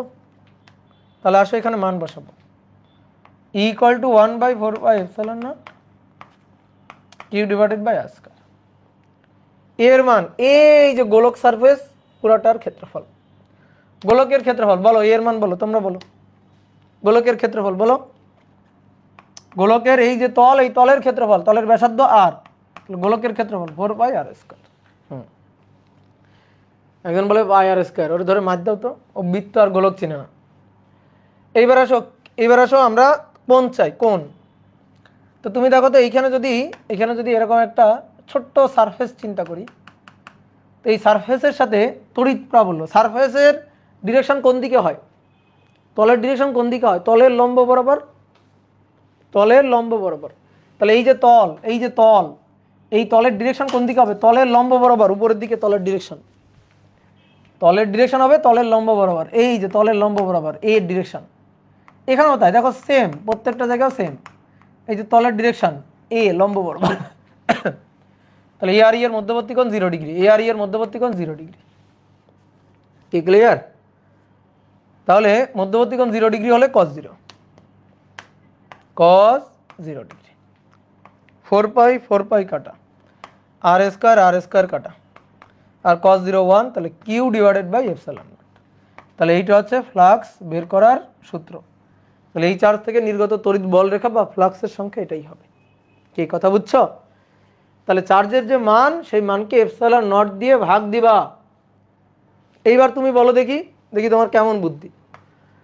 এই তল দিয়ে নির্গত ফ্লাক্স বেশি, এই গোলাপি তলটা দিয়ে নির্গত ফ্লাক্স বেশি, নাকি আমি যদি এই চার্জকে এরকম একটা ছোট্ট সবুজ তল দিয়ে ঘিরতাম তাহলে নির্গত ফ্লাক্স বেশি? বলো। Same, same. কোন তল দিয়ে ঘিরতেছো তার উপর ফ্লাক্স ডিপেন্ড করে না। ম্যাথমেটিক্যালি যদি বুঝতে চাও, দেখো সূত্র, phi equal to Q by epsilon naught. কোন তল দিয়ে ঘিরতেছো তার উপর কিচ্ছু ডিপেন্ড করে? আছে, সেখানে ব্যাসার্ধ আছে, দেখো আর স্কয়ার কাটাকাটি হয়ে গেছে। তাহলে ব্যাসার্ধের উপর ডিপেন্ড করে না, ব্যাসার্ধের উপর ডিপেন্ড করে না। কথা বুঝছো? আমি যদি এই ছোট্ট সবুজ তল দিয়ে ঘিরি তা দিয়েও নির্গত ফ্লাক্স, গোনো না তুমি ভাই, গোনো। মজার ব্যাপার এখানে 1 2 3 4 5 6 7 8, সবুজ তল দিয়ে নির্গত ফ্লাক্স 8টা, গোলাপি তল দিয়েও নির্গত ফ্লাক্স অবশ্যই 8টা। কি কথা বুঝছো? এইবার তুমি আমরা বের করে দিতে পারবা? দেখি তোমাদের কেমন বুদ্ধি। এখানে একটা কিউ পরিমাণ চার্জ আছে, প্লাস কিউ চার্জ। এবার এই চার্জটাকে আমি আঁকা বাঁকা একটা পলিথিনের প্যাকেট দিয়ে ঘিরে ফেলছি, ঠিক আছে, একটা ঠোঙ্গা দিয়ে ঘিরে ফেলছি, একটা ঠোঙ্গা দিয়ে ঘিরে ফেলছি, আঁকা বাঁকা তল, এরকম একটা তল দিয়ে ঘিরে ফেলছি। এবার বলো এই তল দিয়ে নির্গত ফ্লাক্স কয়টা হবে দেখি বলো। এইবার কিন্তু হিসাব করা খুবই খুবই খুবই খুবই ঝামেলা। কেন ঝামেলা জানো? কেন খুবই খুবই ঝামেলা জানো? কারণ এবার দেখো এই ক্ষেত্রফলের প্রত্যেকটা পয়েন্টে তড়িৎ প্রাবল্য সমান না। এবার প্রত্যেকটা পয়েন্টে তড়িৎ প্রাবল্য সমান না। দেখো এখান থেকে এই দূরত্বটা যা, ধরো R1, এখান থেকে এই দূরত্বটা ভিন্ন R2, এখান থেকে এই দূরত্বটা আরও বেশি R3, এক এক পয়েন্টের দূরত্ব এক এক রকম, তাই না? এবার এইখানে একটা দেখো এই পয়েন্টে তড়িৎ প্রাবল্য ইয়ন, এখানে তুমি প্লাস চার্জ রাখো, ধরো এখানে একটা ক্ষুদ্র সারফেস চিন্তা করলাম, যেহেতু অসম তড়িৎ ক্ষেত্র, তাহলে এখানে একটা খুবই ক্ষুদ্র সারফেস চিন্তা করি, গোলাপি কালি দিয়ে আঁকি, এই যে খুবই ক্ষুদ্র একটা সারফেস, তাহলে এই সারফেস ভেক্টরের ডিরেকশন তলের লম্ব বরাবর ডিএ। এইখানে যদি চিন্তা করি এই যে খুবই ক্ষুদ্র একটা ক্ষেত্রফল, তার ডিরেকশন ডিএ। কি কথা বুঝছো? এইখানে যদি আঁকি তাহলে খুবই ক্ষুদ্র ক্ষেত্রফল, এই যেটা হচ্ছে ডিএ, আর এইগুলো হচ্ছে তড়িৎ প্রাবল্যের ডিরেকশন। এই যে প্লাস 1 কুলম্ব চার্জ রাখবা, জে বরাবর বিকর্ষণ করবে, প্লাস 1 কুলম্ব চার্জ রাখবা, জে বরাবর ধাক্কা খাবে, প্লাস 1 কুলম্ব চার্জ রাখবা, জে বরাবর ধাক্কা খাবে। এগুলো হচ্ছে তড়িৎ প্রাবল্য ইয়ন, E2, E3 এক এক জায়গায় এক এক রকম। ইভেন কোনও দেখো θ1, θ2, θ3 এক এক জায়গায় এক এক রকম। তাহলে এইবার যদি তোমাকে বলি নাও এই তল দিয়ে নির্গত ফ্লাক্স এবার তুমি বের করো, এবার তোমার চোখের জল নাকের জল সব এক জায়গা হয়ে যাবে। কেন? কারণ এবার ফাই বের করতে গেলে ইন্টিগ্রেশন করতে হবে, ইন্টিগ্রেশন ই ডিএ কস থিটা, ঠিক আছে, এই ইন্টিগ্রেশনটা করতে হবে। এবার এই ইন্টিগ্রেশনটা তুমি করতে পারো কিনা দেখো তো। ইকে বাইরে নিয়ে আসো, ইকে বাইরে নিয়ে আসো, ইকে বাইরে নিয়ে আসলে পুলিশে ধরবে। কেন বাইরে নিয়ে আসলে পুলিশে ধরবে? কারণ এটা কি সুষম যে তুমি বাইরে নিয়ে আসলা? তাহলে বাইরে আনা যাবে না, যাবে না, তাহলে ইকে বাইরে আনা যাবে না। তাহলে একটা কাজ করো, কস থিটাকে বাইরে নিয়ে আসো, কস থিটা এটাকে বাইরে নিয়ে আসলে মনে করো যে র্যাবে ধরবে না। কেন? কস থিটা এটা কি সব জায়গায় সমান একই, কস থিটাকে বাইরে আনা যাবে না। আর যেহেতু ক্ষেত্রফলের সাপেক্ষে ইন্টিগ্রেশন, তুমি ক্ষেত্রফলকে আর কেমনে বাইরে নিয়ে আসবা? এই ইন্টিগ্রেশন দুনিয়ার যত বড় ম্যাথমেটিশিয়ান আছে তার কাছে নিয়ে যাবা, নিয়ে যা বলবা ভাই ইন্টিগ্রেশনটা করে দেন তো দেখি কেমন পারে, সে পারবে না, ঠিক আছে। এই ইন্টিগ্রেশনটা দুনিয়ার সবচেয়ে বড় ম্যাথমেটিশিয়ানের কাছে নিয়ে গেলেও সে পারবে না। কিন্তু এই ইন্টিগ্রেশন না পারলেও, ভালো করে শুনো, ইন্টিগ্রেশন না পারলেও বিজ্ঞানী গাউস, ঠিক আছে, বিজ্ঞানী গাউস এই ইন্টিগ্রেশনের ফলাফলটা কি সেইটা জান, এই ইন্টিগ্রেশনের ফলাফলটা কি হবে সেটা জান। সে বলছে দুনিয়ার যত বড় ম্যাথমেটিশিয়ান আছে ইন্টিগ্রেশন করুক, করে সে ফ্লাক্সের যে মানটা পাবে, আমি গ্যারান্টি দিয়ে বলতেছি সেই ফ্লাক্সটা হবে q divided by epsilon naught, এইটাই হবে ফ্লাক্স। কি কথা বুঝছো? এবার শোনো মজাটা, শোনো মজাটা কি, দেখো একই চার্জ, এখানেও যে চার্জটা এখানেও সেই চার্জটা, তো এই চার্জ থেকে আমি নির্গত ফ্লাক্স বল রেখার সংখ্যাটা বের করতে চাই। তো আমি একটা তল দিয়ে ঘিরলাম, একটা গোলক তল দিয়ে ঘিরলাম, যে তলের প্রত্যেকটা পয়েন্টে তড়িৎ প্রাবল্য সমান। গোলক তল দিয়ে ঘিরে সহজে হিসাব করতে পারছি ফ্লাক্স আসছে q divided by epsilon naught, এটা ফ্লাক্স আসছে, ঠিক আছে, ফ্লাক্স আসছে q divided by epsilon naught, এটা ফ্লাক্স আসছে, ফ্লাক্সের হিসাব আসছে। এবার তুমি দেখো মজার ব্যাপার হচ্ছে এই চার্জটাকে যে তল দিয়ে ঘেরা হোক, ছোট গোলক দিয়ে ঘেরো, বড় গোলক দিয়ে ঘেরো, এটা পলিথিনের প্যাকেট দিয়ে ঘেরো, যে তল দিয়ে ঘেরো না কেন ওই তল দিয়ে নির্গত ফ্লাক্স তো একই থাকবে, তাই না? একই থাকবে কিনা দেখো তো। এইটা একটা চার্জ কিউ পরিমাণ চার্জ, এই চার্জ থেকে আমি নির্গত বল রেখাগুলো আঁকি, এই যে নির্গত বল রেখাগুলো আঁকলাম।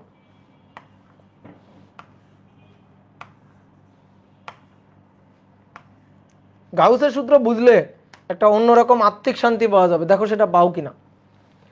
এই চার্জটা থেকে নির্গত তড়িৎ বল রেখার সংখ্যা বের করতে চাই, তো এটাকে আমি একটা ছোট গোলক দিয়ে ঘিরলাম, তো এই ছোটো গোলক দিয়ে ঘিরে ইন্টিগ্রেশন টিশন করে হিসাব নিকাশ করে, ইন্টিগ্রেশন তো লাগে না, এমনি হিসাব নিকাশ করে আমরা ফ্লাক্সটা বের করছি। ফ্লাক্স কত?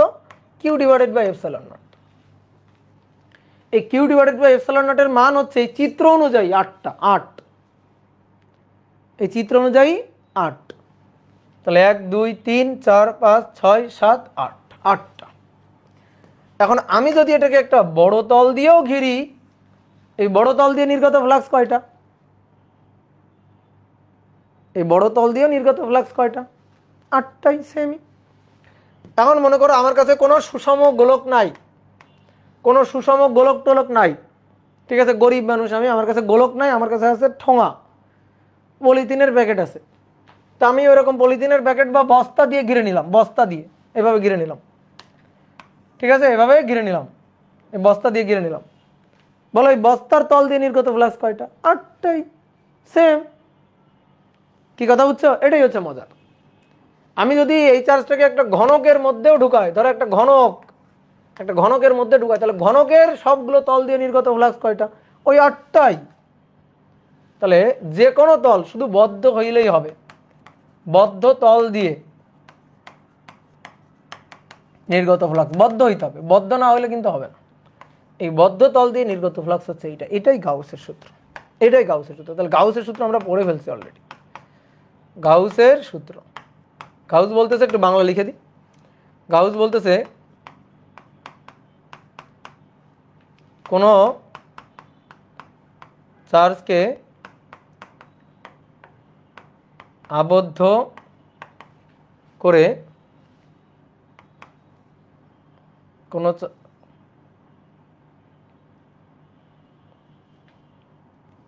কোনো আবদ্ধ তল দ্বারা নির্গত, অবশ্যই আবদ্ধ বদ্ধ বলতে হবে, হ্যাঁ, আবদ্ধ তল দ্বারা নির্গত ফ্লাক্স হবে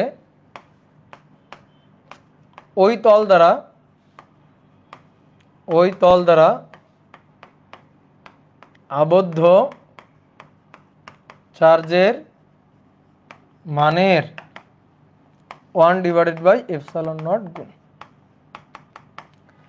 তাহলে ফাই ইকুয়াল টু হবে Q/ε0, দ্যাট ইজ গাউসের সূত্র।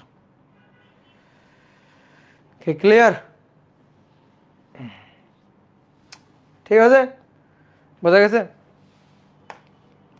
তাহলে দুনিয়ার সবচেয়ে কঠিন গাউসের সূত্র তুমি পড়ে ফেলছো, ঠিক আছে। এবার আসো দুইটা সূত্র লিখে দিচ্ছি, সুন্দর করে দুইটা সূত্র মুখস্থ করবা। একটা হচ্ছে আমরা বিভিন্ন ধরনের চার্জের জন্য হিসাব নিকাশ শিখছিলাম। দেখো, একটা হচ্ছে পয়েন্ট চার্জ। এই পয়েন্ট চার্জের থেকে আর দূরত্বে বিভব প্রাবল্য আমরা বের করতে পারি। এবার ধরো একটা লাইন চার্জ, তার থেকে আর দূরত্বে বিভব, মানে বিভব লাগবে না, প্রাবল্যটা চাই। অথবা সারফেস চার্জ, তার জন্য আমরা প্রাবল্য হিসাব করতে চাই। তো এবার আসো আমি তোমাকে দুইটা সূত্র লিখে দিই, জাস্ট খালি দুইটা সূত্র জানবা, এর ডেরিভেশন তোমার লাগবে না। একটা হচ্ছে লাইন চার্জের জন্য অসীম লাইন চার্জ বা তড়িৎবাহী চার্জ, পরিবাহী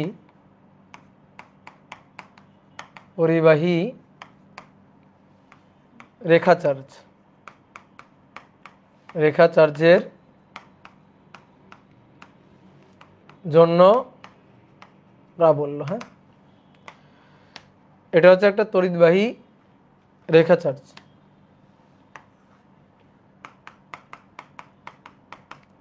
এতে টোটাল চার্জ আছে ধরো কিউ পরিমাণ, আর লেন্থ ধরো এল। তাহলে এর চার্জ ঘনত্বকে কি বলা হয় বলো তো? কি চার্জ ঘনত্ব? লাইন চার্জ ঘনত্ব। আমি লিখে দিয়েছিলাম এগুলো, ল্যামডা ইকুয়াল টু কি? Q/L। এল দৈর্ঘ্যে কিউ পরিমাণ চার্জ, ঠিক আছে। অতএব একক দৈর্ঘ্যে চার্জ Q/L, ঠিক আছে। তাহলে ল্যামডা হচ্ছে চার্জ ঘনত্ব Q/L। তো এর থেকে কত দূরত্বে? আর দূরত্বে, এই পয়েন্টে আমরা প্রাবল্য বের করতে চাই।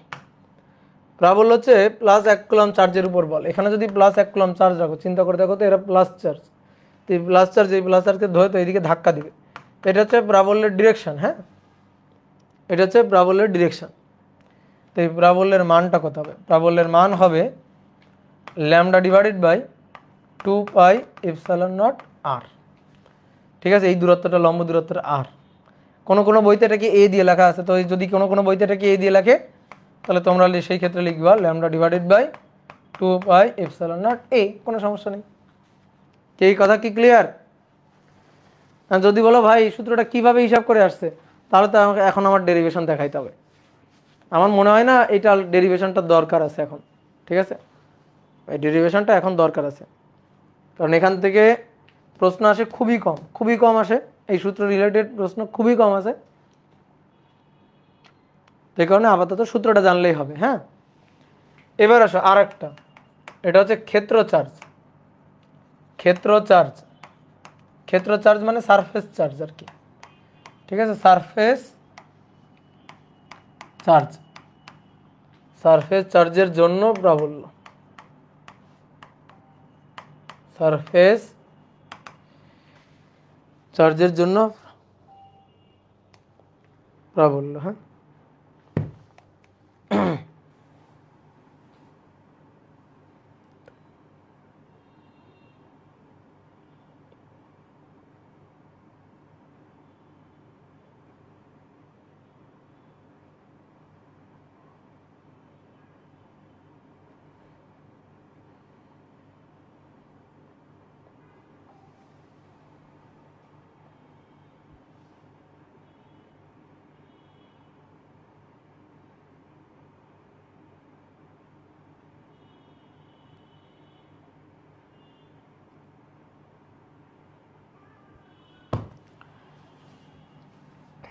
দেখো এটা হচ্ছে একটা সারফেস চার্জ,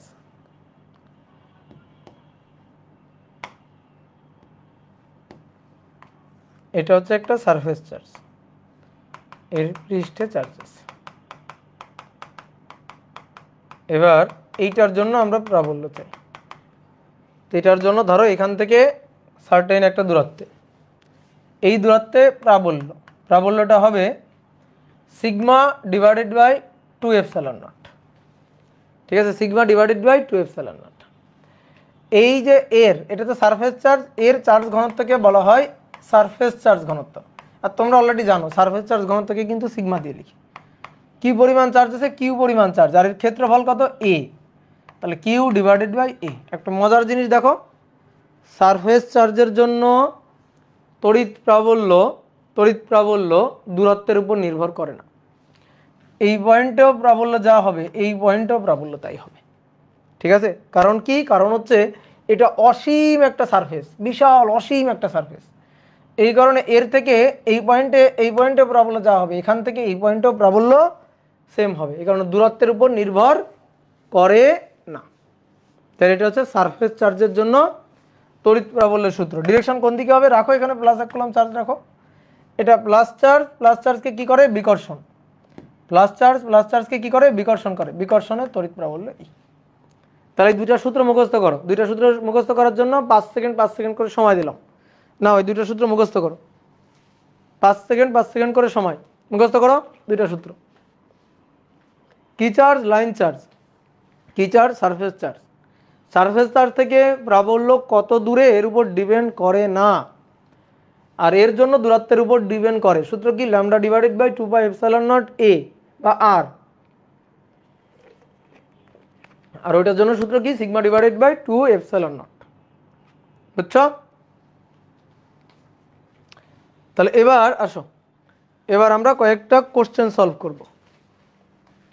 এবার আমরা এই রিলেটেড কয়েকটা কোশ্চেন সলভ করব।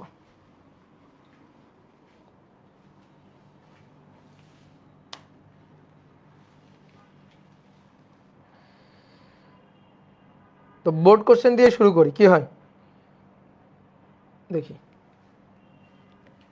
1 নম্বর কোশ্চেন কোন বোর্ড? বোর্ড হচ্ছে ঢাকা বোর্ড 23। ঢাকা বোর্ড 23। এই একটা পাত আছে, এই পাতটার চার্জ হচ্ছে এভাবে আঁকি, কোশ্চেনে যেভাবে আঁকা আছে।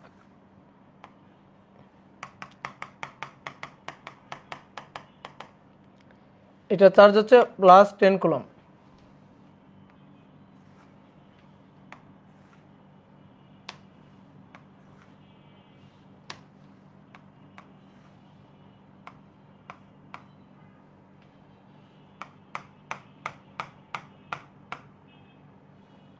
আর এটা হচ্ছে -10 কুলম্ব। এখান থেকে দূরত্ব 1 মিলিমিটার, এখানে একটা বিন্দু এম, আর এখান থেকেও 1 মিলিমিটার দূরে একটা বিন্দু এন, আর এই দূরত্বটা হচ্ছে 6 millimetre.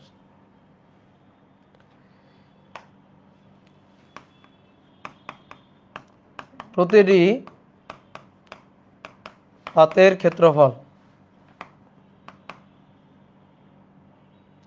2 centimetre square. Epsilon naught 8.854 into 10⁻⁻12 coulomb square per newton per metre square.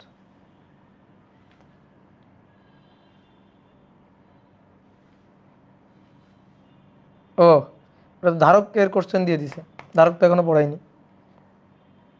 আচ্ছা আসো, ধারকের যে কোশ্চেন দিয়েছে এটা সহজ। ধারকটির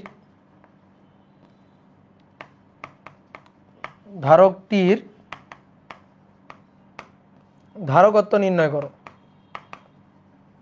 ধারকটির ধারকত্ব নির্ণয় করো। আর 2 নম্বর হচ্ছে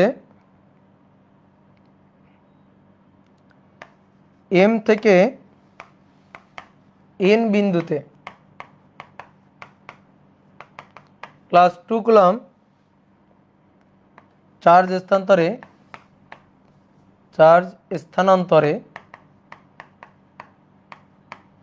স্থানান্তরে কোনো কাজ হবে কিনা,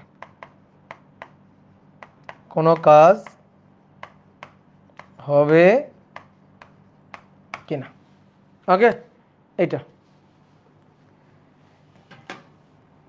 10⁻⁻12। হ্যাঁ সরি, দেখো এটা হচ্ছে ধারকের একটা কোশ্চেন, সমান্তরাল বাদ ধারকের। এই ধারকের প্রথম কথা হচ্ছে এই ধারকের ধারকত্ব বের করতে বলছে। এটা হচ্ছে একটা মানে সূত্র বসাইলে হবে। তো যারা ধারকত্ব পারো না তারা এটা আপাতত চোখ বন্ধ করে রাখো, যারা ধারকের সূত্র জানো না। কারণ আমি ধারক পরে পড়াবো, আমি খেয়াল করি না যে গ নম্বর কোশ্চেনে ধারক আছে। তো ধারকের ধারকত্ব সি হচ্ছে এ এপসিলন নট k/d। যারা এই সূত্র জানো না তারা চোখ বন্ধ করো। প্রতিটি পাতের ক্ষেত্রফল 2 centimetre square, 2 into 10⁻⁻4 epsilon 8.854 into 10⁻⁻12। কে এর মান, এখানে মধ্যবর্তী স্থান ফাঁকা স্থান, তাহলে ফাঁকা স্থান হলে কে এর মান হচ্ছে 1 ডিভাইডেড বাই ডি। ডি হচ্ছে এই যে দুই পাতের মধ্যকার দূরত্ব ডি, 6 মিলিমিটার, 6 গুণ 10⁻³ মিটার। তাহলে এইখান থেকে ধারকত্বের মান হিসাব করবা। ধারকত্বের মান আসবে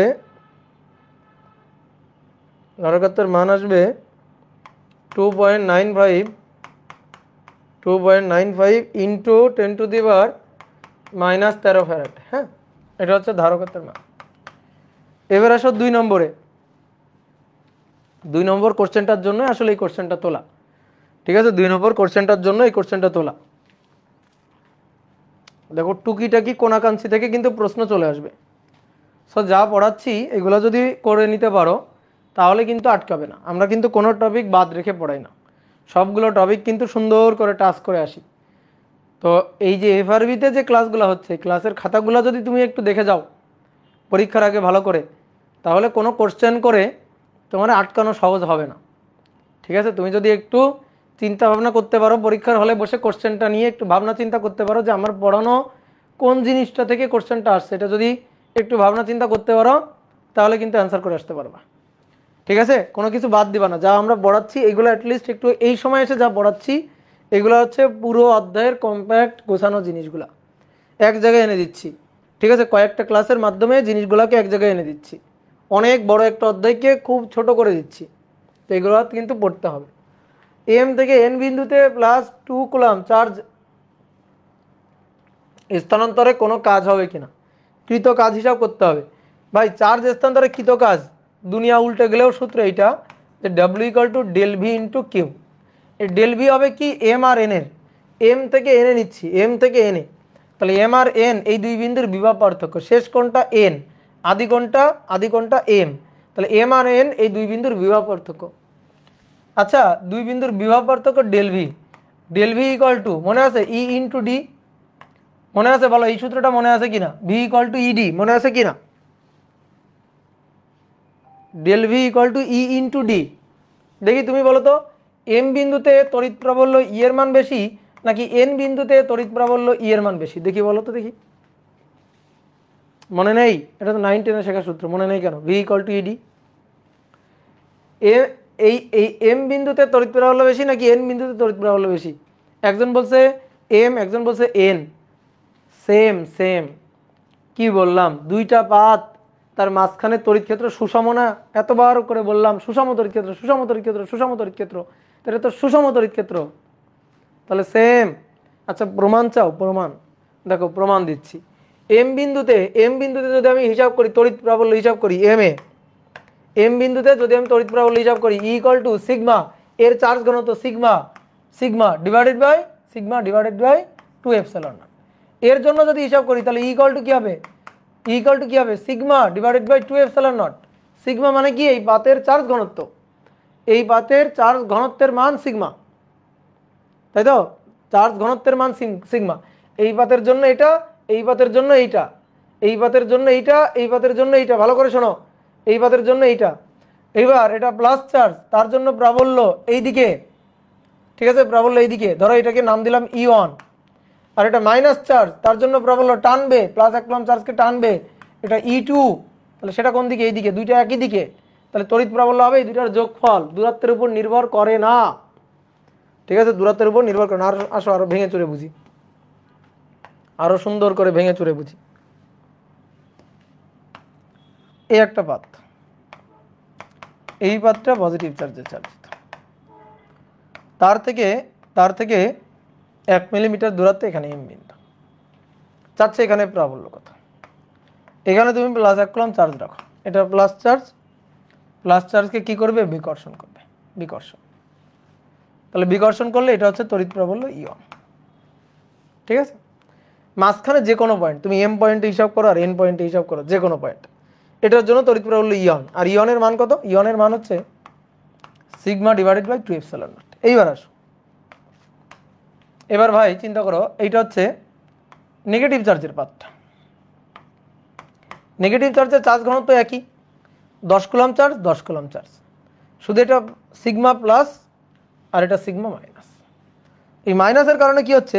এর জন্য যদি আমি তড়িৎ প্রাবল্য হিসাব করি, এটা মাইনাস চার্জ প্লাস 1 কুলম্ব চার্জকে তখন টেনে নিবে, তাহলে প্লাস 1 কুলম্ব চার্জকে টেনে তার দিকে নিবে, এটা হচ্ছে ই2 এর মান কত? মান সিগমা এর sigma divided by 2 epsilon naught. তাহলে আমি কি করলাম? দুই পাতের মাঝখানে কোনো বিন্দুতে তড়িৎ প্রাবল্য হিসাব করতেছি, মাঝখানের কোনো বিন্দুতে তড়িৎ প্রাবল্য কত সেটা হিসাব করতেছি, এম বিন্দুতে হিসাব করতেছি। তাহলে এম বিন্দুতে লব্ধি তড়িৎ প্রাবল্য হবে sigma divided by 2 epsilon naught plus sigma divided by 2 epsilon naught, sigma divided by 2 epsilon naught, মানে তড়িৎ প্রাবল্য ই হবে ই1 প্লাস ই2। কারণ কি? দুইটা একই দিকে, তাই না? দুইটা কি একই দিকে না? ই1ও যেদিকে, ই2 এর সেই দিকে, একই দিকে, তাহলে ই1 আর ই2 একই দিকে, তাহলে লব্ধি প্রাবল্য হবে এদের দুইটার যোগফল, তাহলে sigma divided by epsilon naught. দেখছো? সিগমা ডিভাইডেড বাই কি? 2 epsilon naught plus sigma divided by 2 epsilon naught, যোগ করলে কি হবে? Sigma divided by epsilon naught. আমি এম বিন্দুতে হিসাব করছি, তুমি এন বিন্দুতে হিসাব করতো। আমি এম এ হিসাব করছি, তুমি এন হিসাব করে আমার বলো, সেম হবে না আলাদা হবে? বলো। আমি এম বিন্দুতে হিসাব করছি, তুমি এন বিন্দুতে হিসাব করে, সেম হবে না আলাদা হবে? অবশ্যই সেমই হবে। তাহলে তড়িৎ প্রাবল্যের মান কি? সেম তো? হ্যাঁ। তাহলে এবার আসো, আমরা চাচ্ছিলাম ডব্লিউ equal to del v m আর এন বিন্দুর বিভব পার্থক্য ইন্টু কিউ। তাহলে এবার আসো ম্যাথটা করব। তাহলে কৃত কাজ ডেল ভি এম আর এন বিন্দুর বিভব পার্থক্য ইন্টু কিউ, আর ডেল ভি মানে ই ইন্টু ডি, তাহলে এই দুই বিন্দু এম আর এন, এই দুই বিন্দুতে একই তড়িৎ ক্ষেত্র। ই এর মানটা বসাবা, ডি বসাবা দুই বিন্দুর মধ্যকার দূরত্ব, আর কিউ এর মান বসাবা। তাহলে ই ইকুয়ালটা হবে sigma divided by 2 epsilon naught, epsilon naught হবে ডি কিউ। সিগমা হচ্ছে চার্জ ঘনত্ব, sigma equal to Q by A, তাহলে Q by A epsilon naught D Q. এবার মান বসাও, কিউ এর মান প্লাস 10 কুলম্ব, মানে মান হচ্ছে 10, এ হচ্ছে 2 সেন্টিমিটার স্কোয়ার, তাহলে 2 × 10⁻⁴, এপসাইলন নটের মান তো জানো 8.854 × 10⁻12, ডি ইন্টু কিউ, ডি এর মান কত, এম আর এন বিন্দু দূরত্ব, ডি এর মান এই ডি কিন্তু না, এবার এম আর এন বিন্দু দূরত্ব, তো 6 থেকে 1 আর 1 মিলিমিটার বাদ দাও, তাহলে 4 মিলিমিটার, ডি এর মান 4 মিলিমিটার, 4 × 10⁻³ কিউ। এই দেখো কত কুলম্ব চার্জকে নিয়ে যাচ্ছে, স্থানান্তর করতেছে কত কুলম্ব চার্জকে, 2 কুলম্ব চার্জকে, তাহলে গুণ হচ্ছে 2। এখান থেকে কৃতকাজটা যা আসে তাই, এখান থেকে কৃতকাজ হিসাব নিকাশ করে যা আসে তাই। ঠিকই করছে, কথা কি বুঝছো?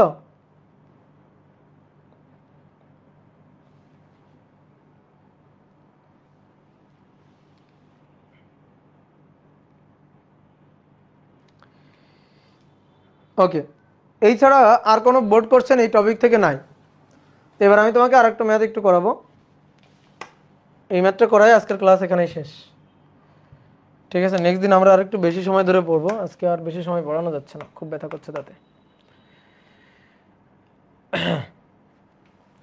2 নম্বর বলা হচ্ছে একটি 4 মিটার দৈর্ঘ্যের পরিবাহী তারে 10 কুলম্ব চার্জ দেওয়া হলো। পরবর্তীতে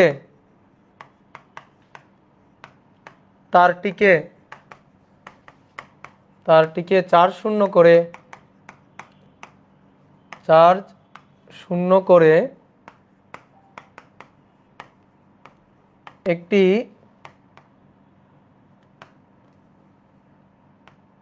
ঘনক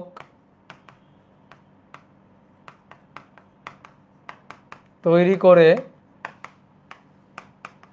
তার অভ্যন্তরে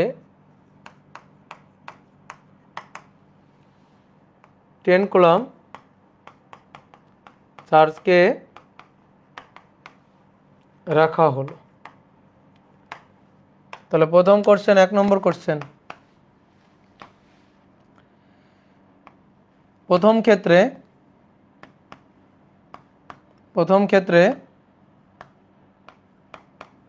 তারটি হতে 2 সেন্টিমিটার 2 মিলিমিটার দিদি 2 মিলিমিটার লম্ব দূরত্বে +3 মাইক্রোকুলম্ব চার্জ রাখলে তা কত বল অনুভব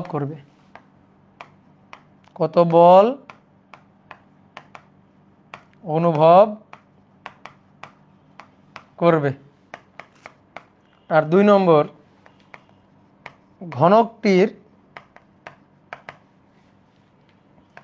ঘনকটির মধ্যবিন্দুতে চার্জটি রাখার পর ঘনকের প্রতিতল দিয়ে নির্গত ফ্লাক্স কত হবে, নাও তোলো তো কোশ্চেনটা, তোলো। কি হলো, এখানে চলে আসলো কেন?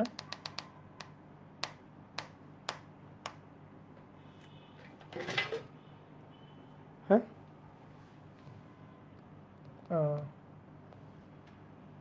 হ্যাং খাইছিল। চলো এবার দাদা আর কয়টা ক্লাস হবে এই চ্যাপ্টারে? আর একটা হবে।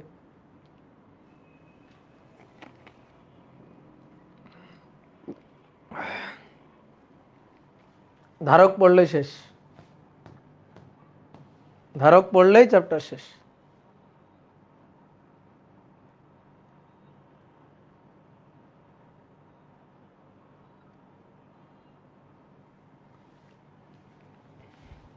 তোলো তোলো তোলো, দ্রুত তোলো। তুলছ?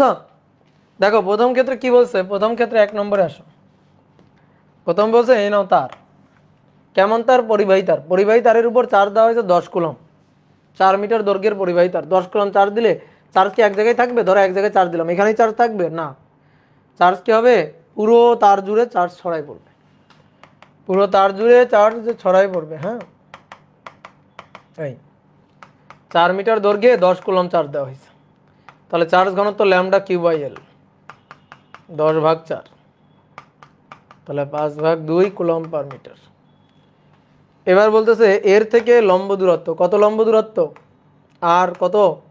2 সেন্টিমিটার। 2 সেন্টিমিটার লম্ব দূরত্বে, সরি 2 মিলিমিটার, 2 মিলিমিটার লম্ব দূরত্বে, 2 মিলিমিটার লম্ব দূরত্বে কত চার্জ রাখবো? +3 মাইক্রোকুলম চার্জ রাখবো। দেখো এখানে যদি 1 কুলম চার্জ রাখি তাহলে যে বল অনুভব করে সেটাকে বলা হয় প্রাবল্য। তা আমি যদি কিউ কুলম চার্জ রাখি তাহলে যে বল অনুভব করবে সেই বলটা হবে F ইকুয়াল টু হবে E into Q, E into Q, ঐকিক নিয়মের মতো। প্রাবল্য হচ্ছে একক ধনাত্মক চার্জের জন্য বল, প্রাবল্য E। তাহলে কিউ কুলম চার্জের জন্য বল কত? F equal to E into Q. তো সেটাই F ইকুয়াল টু হবে E ইন্টু কিউ। তাহলে তোমার মূল কাজ হচ্ছে তড়িৎ প্রাবল্য বের করা। তো ল্যামডা ডিভাইডেড বাই সূত্র 2/ε0 r কিউ। ল্যামডা হচ্ছে 5 ডিভাইডেড বাই 2। দেখো 1/4/ε0 এর মান হচ্ছে 9 × 10⁹। তাহলে বুদ্ধি খাটায় বলো 1/2/ε0 এর মান কত? এর সাথে 2 গুণ, 2 গুণ, তো 2 গুণ দাও 18 × 10⁹। তাহলে এটার মান হচ্ছে 1/2/ε0 এর মান হচ্ছে 18 গুণ 10⁹। ল্যামডার মান 5/2। আর আর এর মান, আর হচ্ছে দূরত্ব 2 মিলিমিটার, তো 2 × 10⁻⁻3। আর কিউ এর মান, কিউ এর মান হচ্ছে +3 মাইক্রোকুলম, 3 × 10⁻⁶। তাহলে কত বল অনুভব করবে? এত নিউটন। শেষ। কি ক্লিয়ার?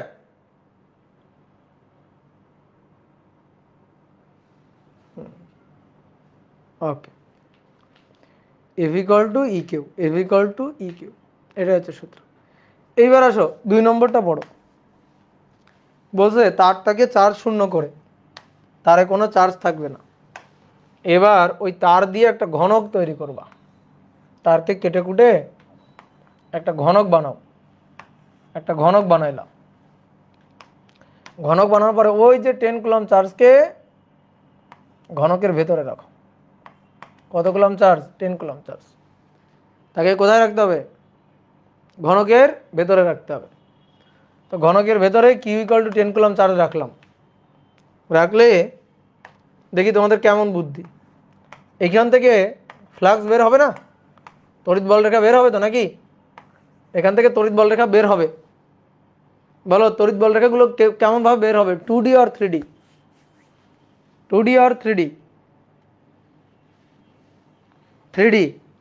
তাহলে আমাদের বের করতে হবে প্রতি তল দিয়ে নির্গত ফ্লাক্স। প্রতি তল দিয়ে নির্গত ফ্লাক্স বের করতে হবে। আমাদের বের করতে হবে প্রতি তল দিয়ে নির্গত ফ্লাক্স। তাহলে প্রতি তল দিয়ে নির্গত ফ্লাক্স কত হবে? বলো ভাই কত হবে? টোটাল ফ্লাক্স হচ্ছে Q/ε0। এটাকে যে তল দিয়ে ঘেরো, গোলক দিয়ে ঘেরো, ঘনক দিয়ে ঘেরো, পলিথিনের প্যাকেট দিয়ে ঘেরো, বস্তা দিয়ে ঘেরো, যা দিয়ে ঘিরবা ঘিরো, এইখান থেকে তড়িৎ বল রেখা নির্গত হবে Q/ε0। এবার বলা হচ্ছে তাহলে এখান থেকে এই ঘনকের প্রতি তল দিয়ে কয়টা ফ্লাক্স নির্গত হবে? ঘনকের প্রতি তল দিয়ে নুসরাত জাহান তুফা বলছে ভাই আজকে কি লাস্ট ক্লাস? না, এরপরে আরো 14টা ক্লাস লাগবে, তারপরে লাস্ট ক্লাস হবে। বলো, ঘনকের প্রত্যেক তল দিয়ে নির্গত ফ্লাক্স কত? Divided by 6। কে বলছে এটা? অবন্তী না কি জানো? ঘনকের প্রত্যেক তল দিয়ে নির্গত ফ্লাক্স কত হবে, এইটা আমি জানতে চাচ্ছি। তাহলে এটা হবে ঘনকের টোটাল তল 6টা, তাহলে ফ্লাক্স 6টা তল দিয়ে ভাগ হয়ে যাবে না? তাহলে কি হবে? ভাগ হবে 6 দিয়ে, একে ভাগ হবে 6 দিয়ে। বুঝছো? এই হচ্ছে কাহিনী। ঘনকের প্রতি তল দিয়ে নির্গত ফ্লাক্স, তাহলে ডিভাইডেড বাই 6। এবার মান বসাও। কিউ এর মান ছিল 10 কুলম্ব, 6 8.854 ইন্টু 10⁻⁻12। তাহলে ফ্লাক্সের মান হবে বক্স এত এত কুলম্ব। কি জানো ছিল এককটা? কি ছিল ফ্লাক্সের একক? এ ই। তাহলে newton per coulomb metre square. ঠিক আছে?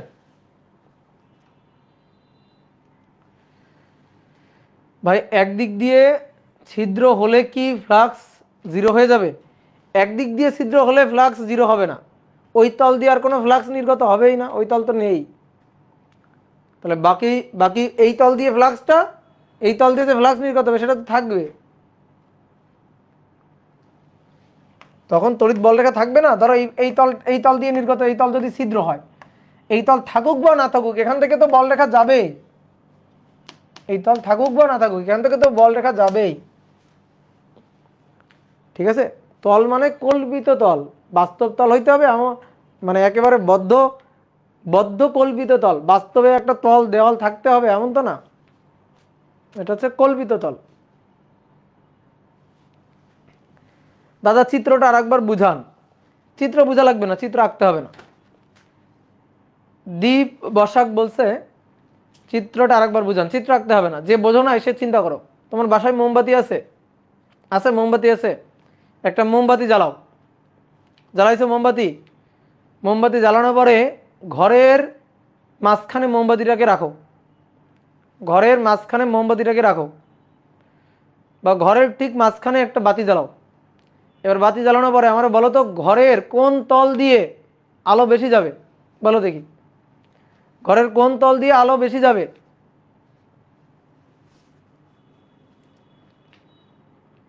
বলো দীপ বসক, বলো ঘরের কোন তল দিয়ে আলো বেশি যাবে? সব তল দিয়ে সমান যাবে। এবার বলো ঘরের তল কয়টা?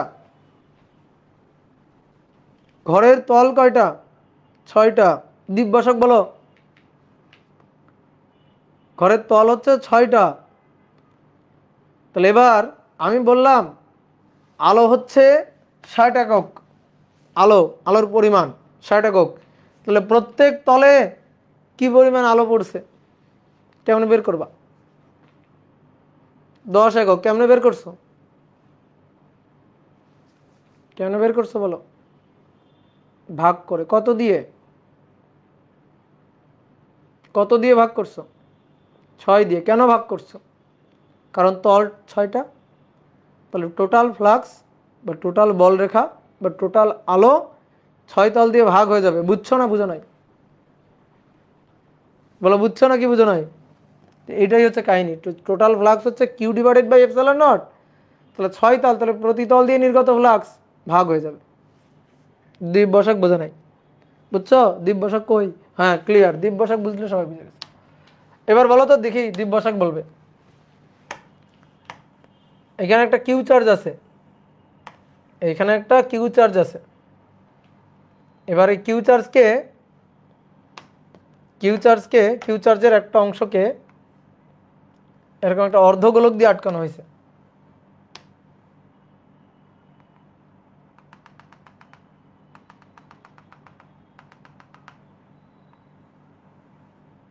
এখানে একটা অর্ধগোলক দিয়ে আটকানো হয়েছে।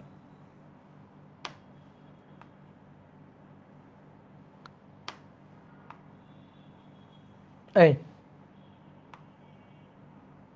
এখানে একটা অর্ধগোলক দিয়ে এই যে আটকানো হয়েছে।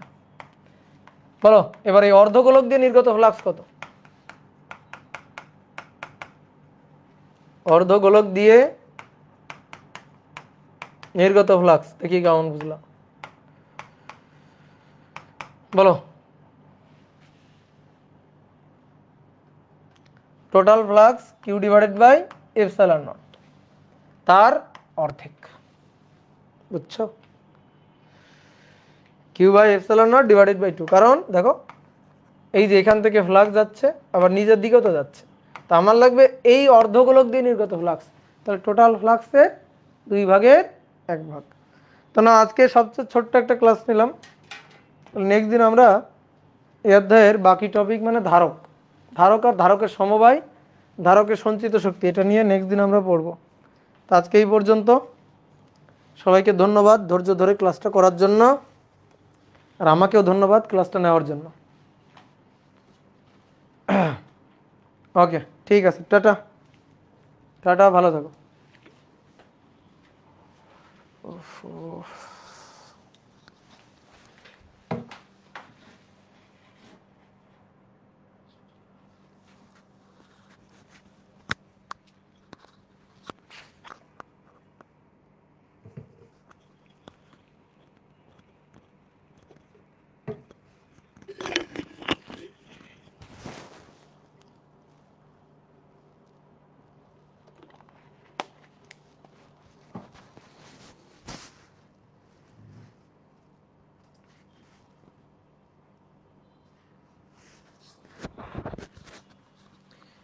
আবির একটা কোশ্চেন করছে, দাদা সুষম তড়িৎ ক্ষেত্রে যদি কোন করে তল বসাই তাহলে তো তড়িৎ বল রেখা অবিলম্বভাবে যায় না। আপনি তো বলছেন ফ্লাক্স অবিলম্ব বরাবর যাইতে হবে। অবশ্যই ফ্লাক্স অবিলম্ব বরাবর যাইতে হবে বলেই আমরা কস থেটাটা নিই। আমরা এ ইন্টু ই করি না তো, এ ই কস থেটা। ফ্লাক্স বের করার সূত্রটা কি? এ ই কস থেটা। কস থেটাটা ওই অবিলম্বভাবে যাবে বলেই তো কস থেটাটা আসে। কথা কি বুঝছো আবির? কথা বুঝছো? অবিলম্বভাবে যাবে বলেই তো ওইটা আসে। অবিলম্বভাবে না গেলে তো আমরা এই দিয়েই করে দিতাম। আমরা কেন কস থেটাটা নিই? কারণ অবিলম্ব বরাবর এ যেদিকে সেই দিক বরাবর ই এর উপাংশই ই কস থেটা। বুঝছো? হ্যাঁ, ঠিক আছে।